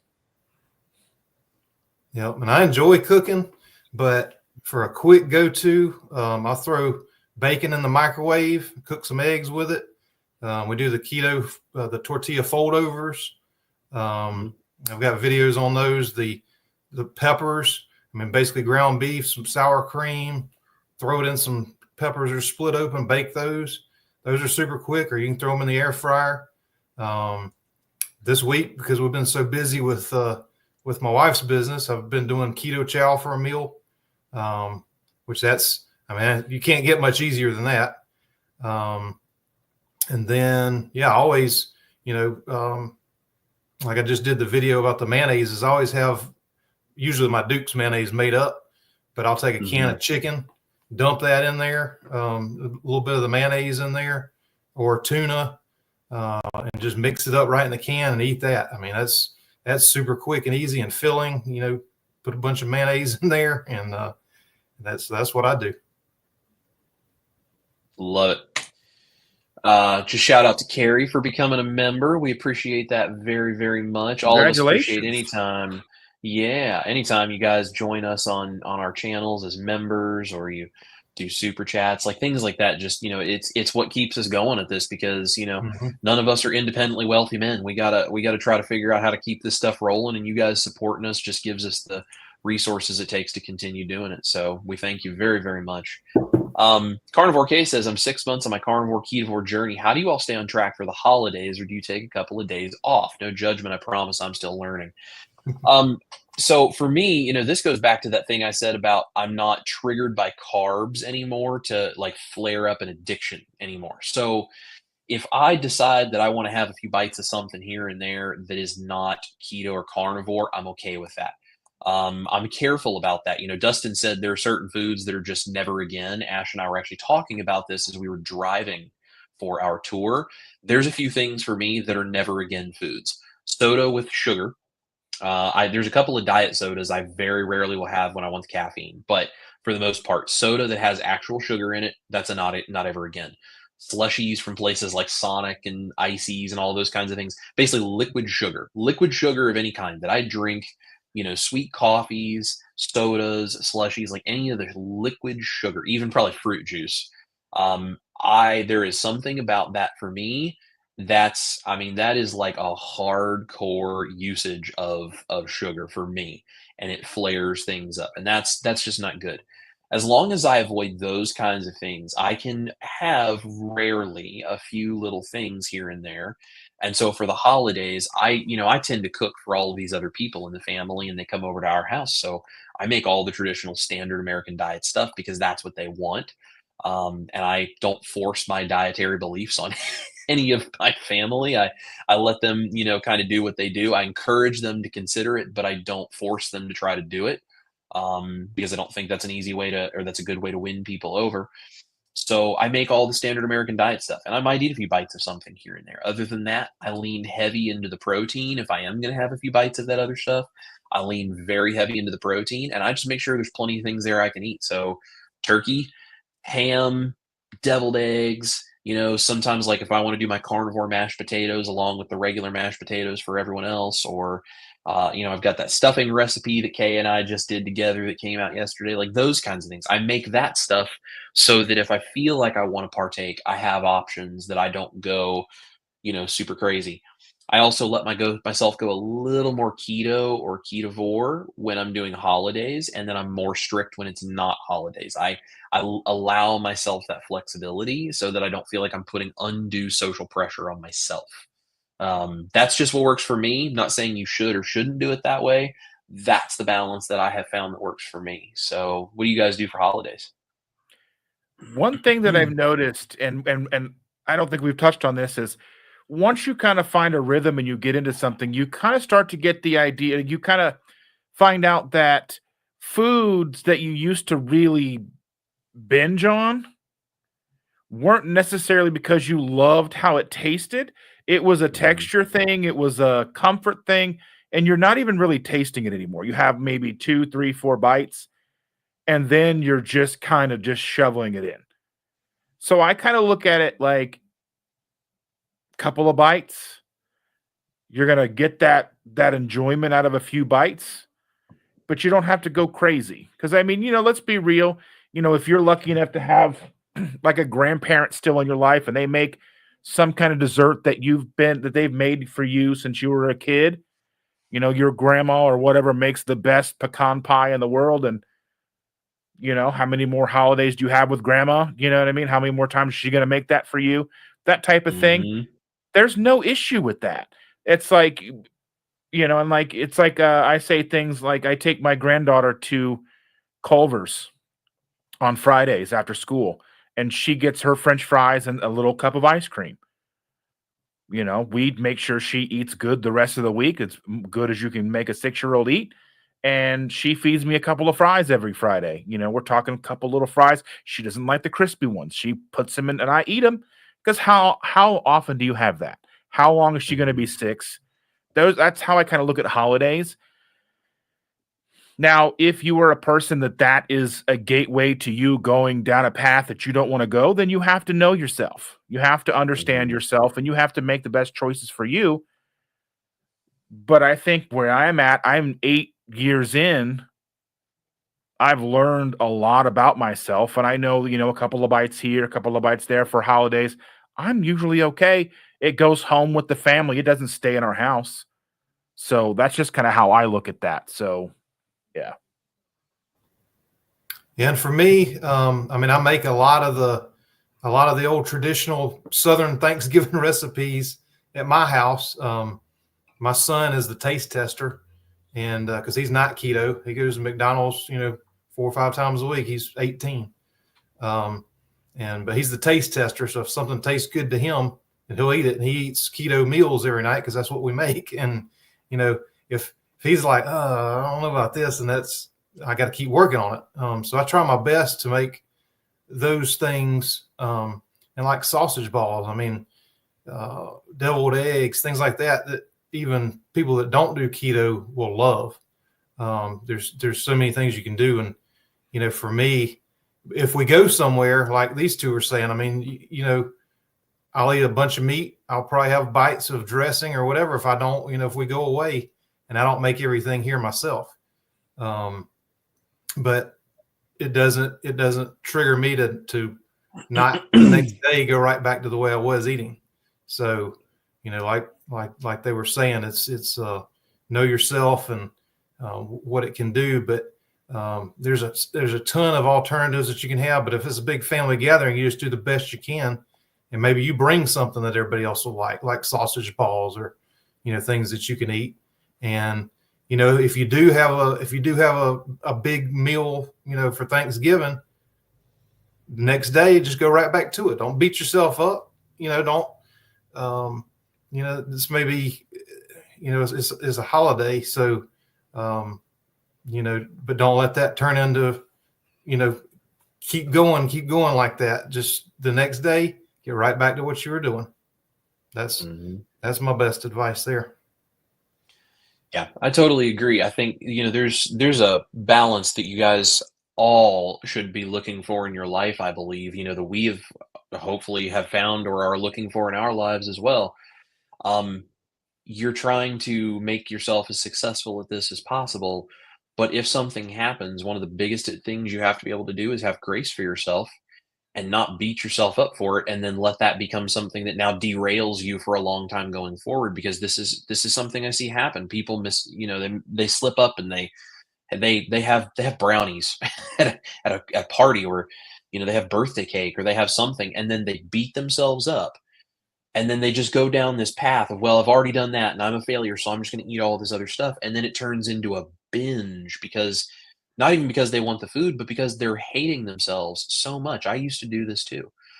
And you just feel so terrible about yourself. And the thing that I had to sort of come to the realization of is, if you have a little bit of something that's not keto or carnivore or whatever the thing is you're trying to do, you're probably not going to feel real great the next day, but that's okay. It's like we've made the choice. We deal with the consequences. That is what it is. Doesn't mean you have to beat yourself up for it, because you're not going to burn in the eternal fires of keto and carnivore hell for having a brownie after you said you were going to go keto. Like that's the way some people get this in their head, where they think if I do something the wrong way, that's the end. It all falls apart. And it's like, this is 95% of the time, if you're doing well, you're still getting an A. And that's not an excuse to then live for that 5% or let that 5% grow into something else. But it's a realistic understanding of, we are human beings and life is not perfect and you're not perfect. And so you do the best you can. And these are the things we sort of do to try to make our holidays work. And sometimes it works great, and sometimes maybe it doesn't, but you just keep on rolling. You keep on fighting the fight. Let's see. So Steven says, your photos and weight loss results are really encouraging. Been carnivore since August and have lost 10 pounds. Rock on for losing 10 pounds. Yes. Need to lose more, but at least my A1C has dropped and my EGFR is increasing. See, this is the thing. So this is a great example. So he's lost 10 pounds since August. Now, a lot of people would say August, September, October, we're going into November. Well, that's not very much over that 4-month period. But I'm sitting here and I'm like, well, first of all, that's 10 pounds. And Stephen, I don't know how old you are, but just based on the picture that you have on YouTube, I would assume you're at least over that 35 to 40 range, which is where doctors are like, yeah, you're probably just going to gain weight the rest of your life. So just, it's okay. I mean, that's what we're told. So if you've lost 10 pounds, you've done something that so many people at this part of life find impossible to do. They just gain 5 to 10 pounds every year until eventually they kick the bucket. And they're like, well, I guess that's what happens, right? Like, you lost 10 pounds.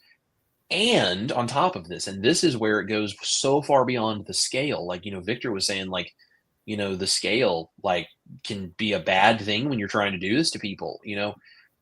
The scale doesn't show you that your A1C dropped. That takes another test. That takes something completely different. And between losing another 10 pounds or having your A1C drop, I mean, I can tell you which one would be my preference to have if I was in Steven's position. Yep. Like, if I got to lose another 10 pounds, or I can drop my A1C to where I'm not glycating my cells and damaging my body as much on a daily basis, I'll take the A1C drop over the weight loss any day. So that's the kind of stuff where it's like, weight loss is great, but there's so many other things we can celebrate. And just because you don't see the change on the scale doesn't mean that the change isn't happening in your body. So very, very cool. And congrats, Stephen, for your fantastic results that you're getting. And we're here for you. The community is here. If you need support and you're, trying to find what's the next step, lean on us. Come talk to us. We're here for you. Yeah, the A1C drop made a difference in having type 2 diabetes and not. So absolutely, that's a huge, huge thing. It's amazing. It's amazing, that stuff, right? That's why we're all doing this. Rose is here, says, what up, keto people? Carrie is here, says, I was up way early with cleaning the church. When I got home and ate lots of meat, I crashed for about 4 hours. Must have needed more sleep. You listen to your body. It tells you what you need. And, that's the thing. When you eat keto and carnivore and you get your body functioning properly, your body will tell you, I need sleep, I need food, I need fat, I need protein, I need water. Like, your body will tell you what it needs because it's not getting all the mixed signals fighting all of that junk anymore. Jerry says, now I exclusively make only carnivore or keto dishes to pass at holiday parties. No one knows it's the proper human diet. Very, very cool. Love that. Let's see. We got any more questions here? If you guys have questions, make sure to drop those into the chat for us, because we're probably going to be wrapping this up here a little while. I know these guys are probably about sick of my voice, but one of these days I'm going to catch up on some sleep too. Chris Bear is in the house, says, well, I'm late. Was mixing up lunch for the next week. Well, Chris, we appreciate you being here. In case you guys don't know, we were talking about Keto Chow. Chris and Miriam are the the minds behind running Keto Chow, and they are amazing, amazing people. And we love Chris and Miriam, They're and the guilty Lynette party. is amazing. That's right. That's right. It's all their fault. It's all their fault. So yeah, this is the other thing that's really cool. So, if I have a question about Keto Chow or about salty or about electrolytes or any of these things in general, I can send Chris a message and say, hey, I was wondering about fill in the blank. And not only is he like a total nerd and brilliant about all of that stuff, but he's just a kind, wonderful human being who will actually answer my question transparently and tell me what's in everything. Like that's the kind of stuff that I value so much about Keto Chow, and the fact that they run things that way. It's why I love them so much. Let's see. Everybody's saying hello to Chris being here. If you guys have any questions, please let us know. And I think we're getting caught up here. While I'm double checking to see if there's any other questions we need to talk about here before we go, do you guys have anything that you would like to add to this evening's discussion? I feel like we've talked about a lot of good general stuff of kind of the beginning of this whole Keto Crusade adventure, but what do you guys want to see going forward? What do you guys have in store for everybody? Do you have thoughts on what's going on tonight? I'll turn it over to you while I check these comments, make sure we're not missing anyone. You want to give your thoughts? If you want to go ahead. I've been talking first after Chris, so. Well, I figure since he's up there, then you're second, and then I'm down at the bottom, so just kind of going in order. But no, just I guess my thoughts are just, every day just try to get a little better. If you're new, every day just try to get a little bit better. Make sure you read your ingredients. And like Chris was saying, we're all three of us are here for you. We're on this Keto Crusade to try to help as many people as we possibly can. And I know you guys, it amazes me every week when I get a little report from YouTube on how many times that my videos have been shared that you guys do. Y'all are absolutely amazing. It blows my mind every week that y'all have shared the recipes and things like that. And then, I'll go in the Facebook group that I have, the private group, and that's on my channel. I'll get in the description on my channel if you're not in there. But people make my recipes all the time. They always look better than mine. So I can make some great recipes, but my food is ugly. Some of these people put pictures in there, and I'm like, man, if I could make mine look that good. But no, I'm just excited to be working with these two guys. Me and Chris have been friends for a while. I just met Dustin, but he's awesome, and learned a lot from him already. So it's really, really a cool thing. I'm just excited to be a part of it. And y'all, any questions you have, I always respond to my comments on YouTube, and Facebook, and the private Facebook group and everything. So Instagram, I always put stuff on there, but I'm not real active on Instagram. Because I've got a lot going on, so I try to keep up with YouTube and Facebook as best I can. And I just appreciate all y'all being here tonight. And we'll hopefully we'll do this again. What I have as far as goals for this format, this wonderful panel that we've got tonight, and all you wonderful people, is grow in the community. Goes without saying. I want to, touch on tough topics, things that may or may not get talked about, share our opinions. The three of us, we may not always have the same opinions on things. And I think that's a good way to look at things, as well as I watch a lot of people that I don't agree with, because even if I don't agree with someone on most things, that doesn't mean I can't glean something from them that impacts my life in a positive light. And I think that's important for our community, where we are sort of starting to fragment.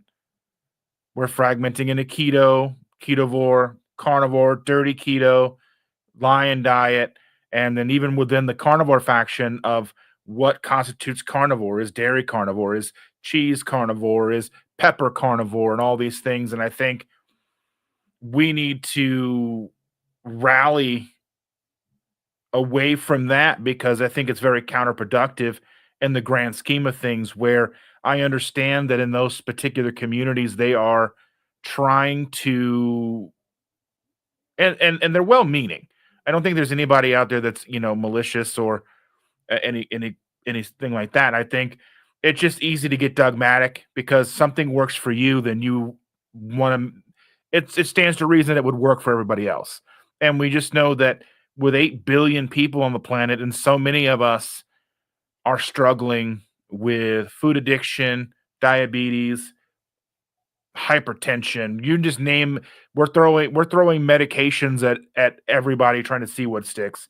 And I think there's so much for us to talk about, so many discussions to be had in this format. And I think once a month we'll get together.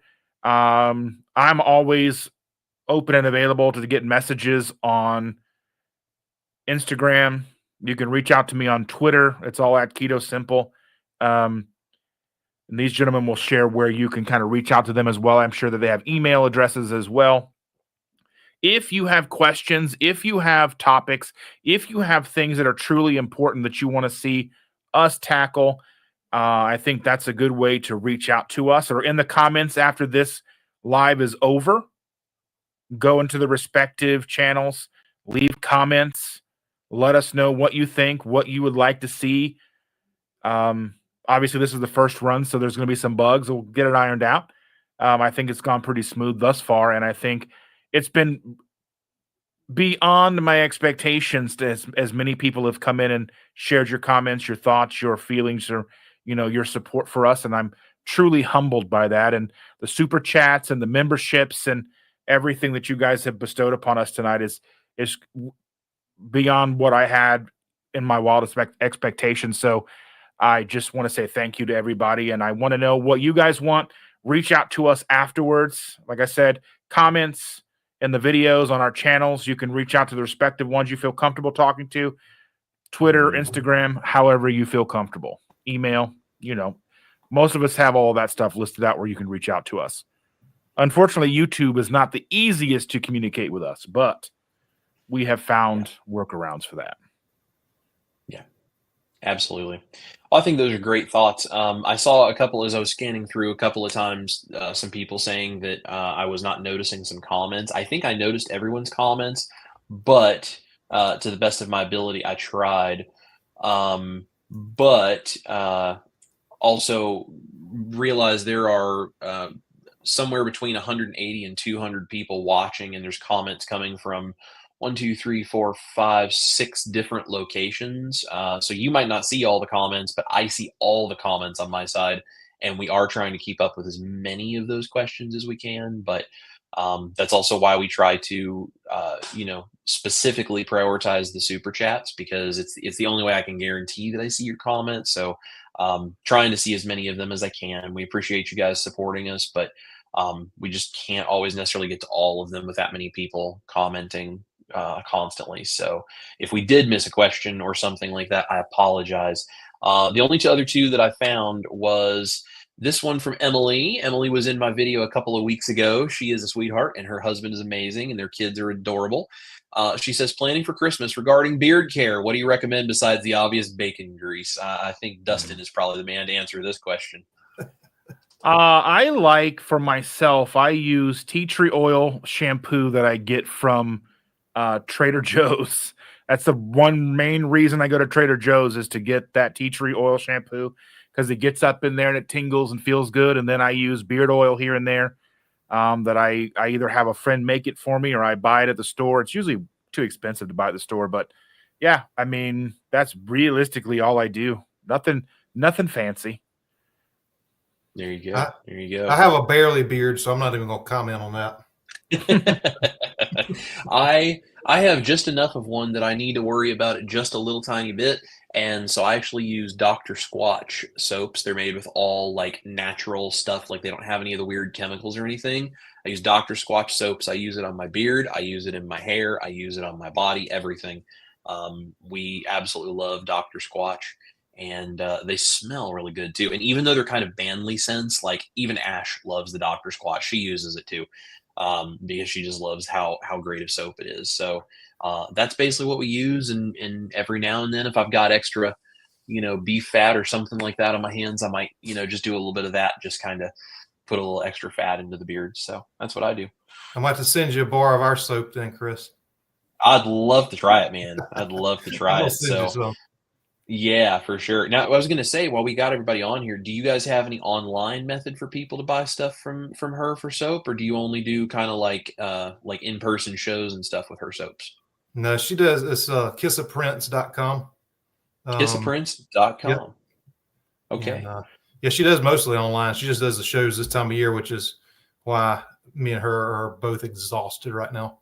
I understand. I understand. Well, you guys make sure to go show Victor and Stacy some love and go to kissaprince.com if you're looking for some soaps. I mean, the holidays are coming, and I know there's a lot of ladies out there, especially that love getting things like soap for Christmas. So, and this is the last one I've got for us. Sybil says, questions. I'm struggling with carb and sugar cravings. Any tips? This is a great question.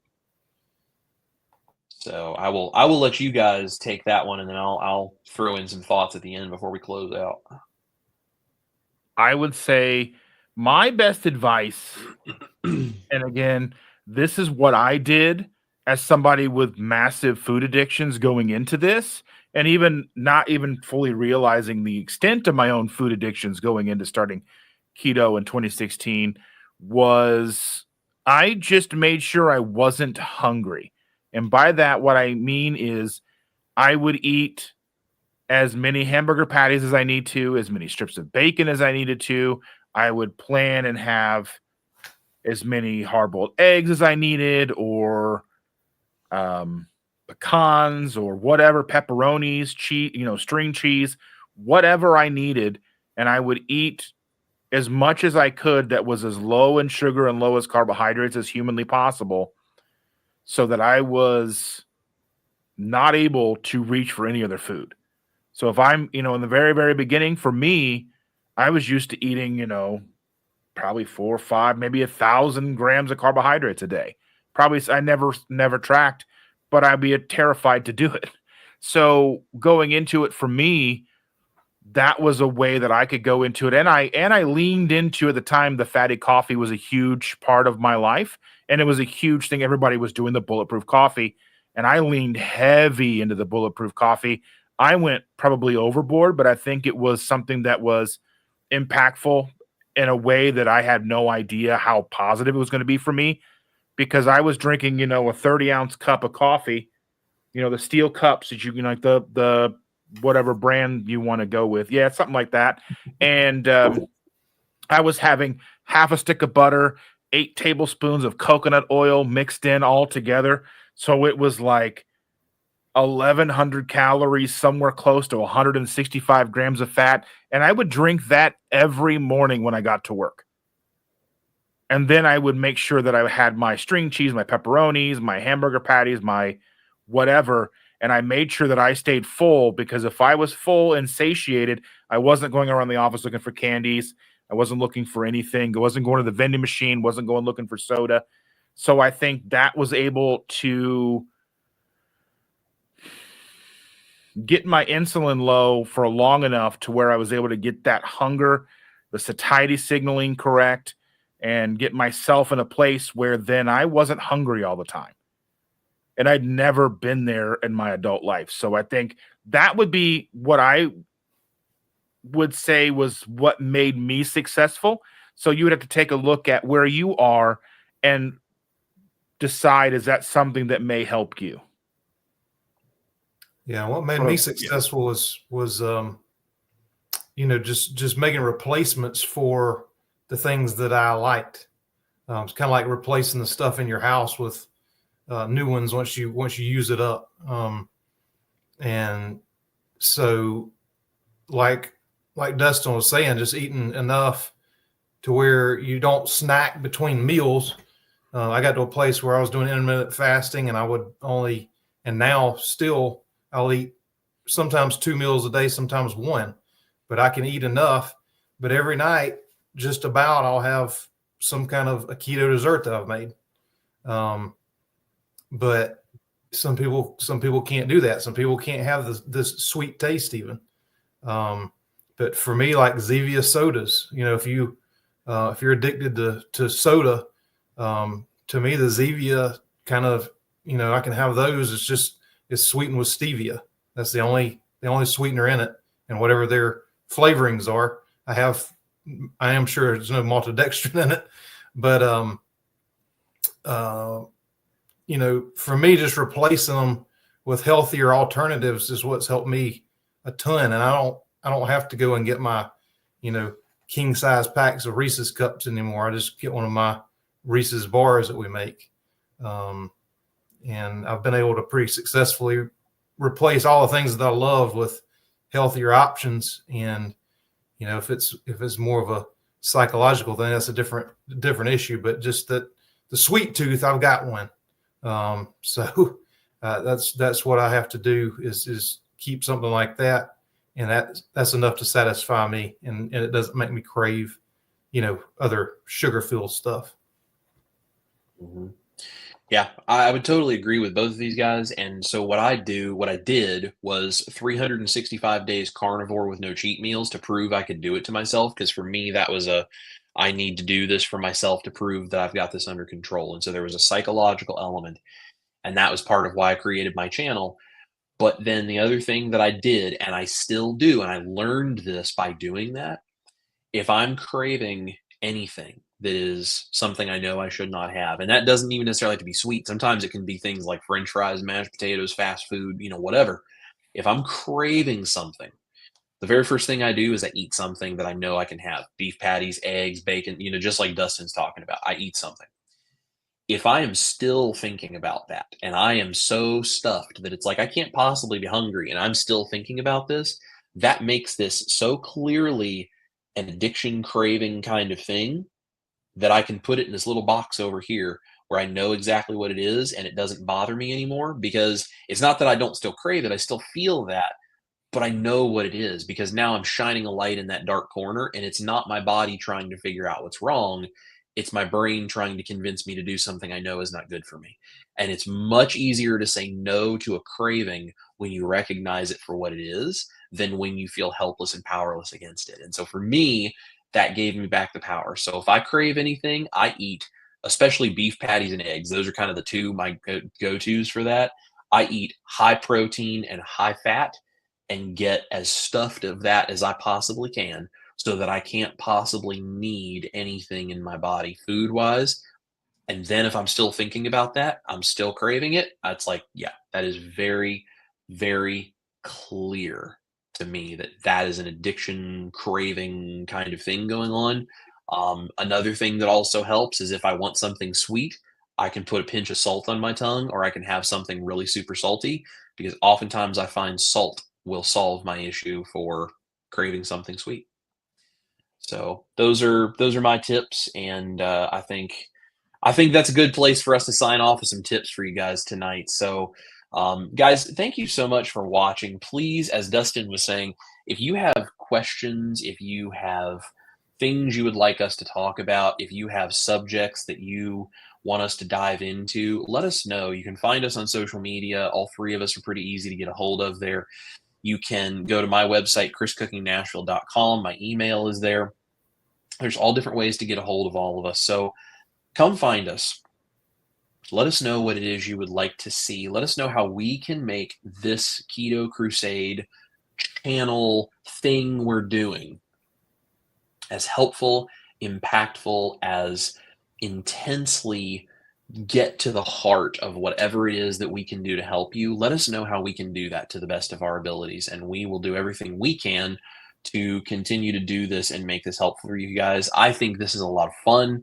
I love these guys. These guys are, if I need support, these are probably two of the first people that I'm going to be pulling out my phone and sending a text message to, being like, hey, I got some struggle. What's going on? Where's my crew at that's helping me get through this? It's like there's my wife, there's my parents, and then there's a very close-knit group of friends, and these guys are right at the top of the list of that. So These are amazing people. If you don't subscribe to Victor or Dustin's channel, you totally should. If you don't subscribe to my channel, maybe consider doing that as well. I have this streaming to both of my channels. I do have a studios channel as well as my main Chris Cooking National channel. So subscribe to both, because I do the health stuff on one side and the cooking stuff on the other side. Eventually, I'm going to split those two things for everyone to find exactly what it is they're looking for. So guys, we appreciate all of you. We love all of you. We thank you for being here, because without you, we can't do what it is we do. And you guys bring us more fulfillment and joy as being YouTube creators that have people that actually benefit from the work we're doing and give us a purpose in doing this. And I don't think that can be overstated, how important you guys really are, how much we care for all of you, and how much we would love to see this just change the world. So if you guys are into this and you love it, please let us know. Hit the thumbs up button, like this, share this, tell your friends about Keto Crusade, hashtag Keto Crusade in the comments and anywhere online that you would like to tell people about this. And if you're having fun, we would love to continue doing this for you. And who knows where this could eventually go, and who we might even be able to get come on here and join us if we can grow this thing. So we appreciate you guys. I see someone is asking, Victor, what was the website for your wife's soap again? It is kissaprince.com. Kissaprince.com. We support our friends. We love supporting their businesses, and I know that Victor and Stacy would very much appreciate some business over there. Absolutely. Dustin and I appreciate your support on our channels. Victor appreciates your support on his channel. You guys are all awesome. We love every single one of you. You guys have a wonderful night. And as I always say, eat your meat, love your life. And we're going to see you guys here for some more Keto Crusade. Bye, y'all.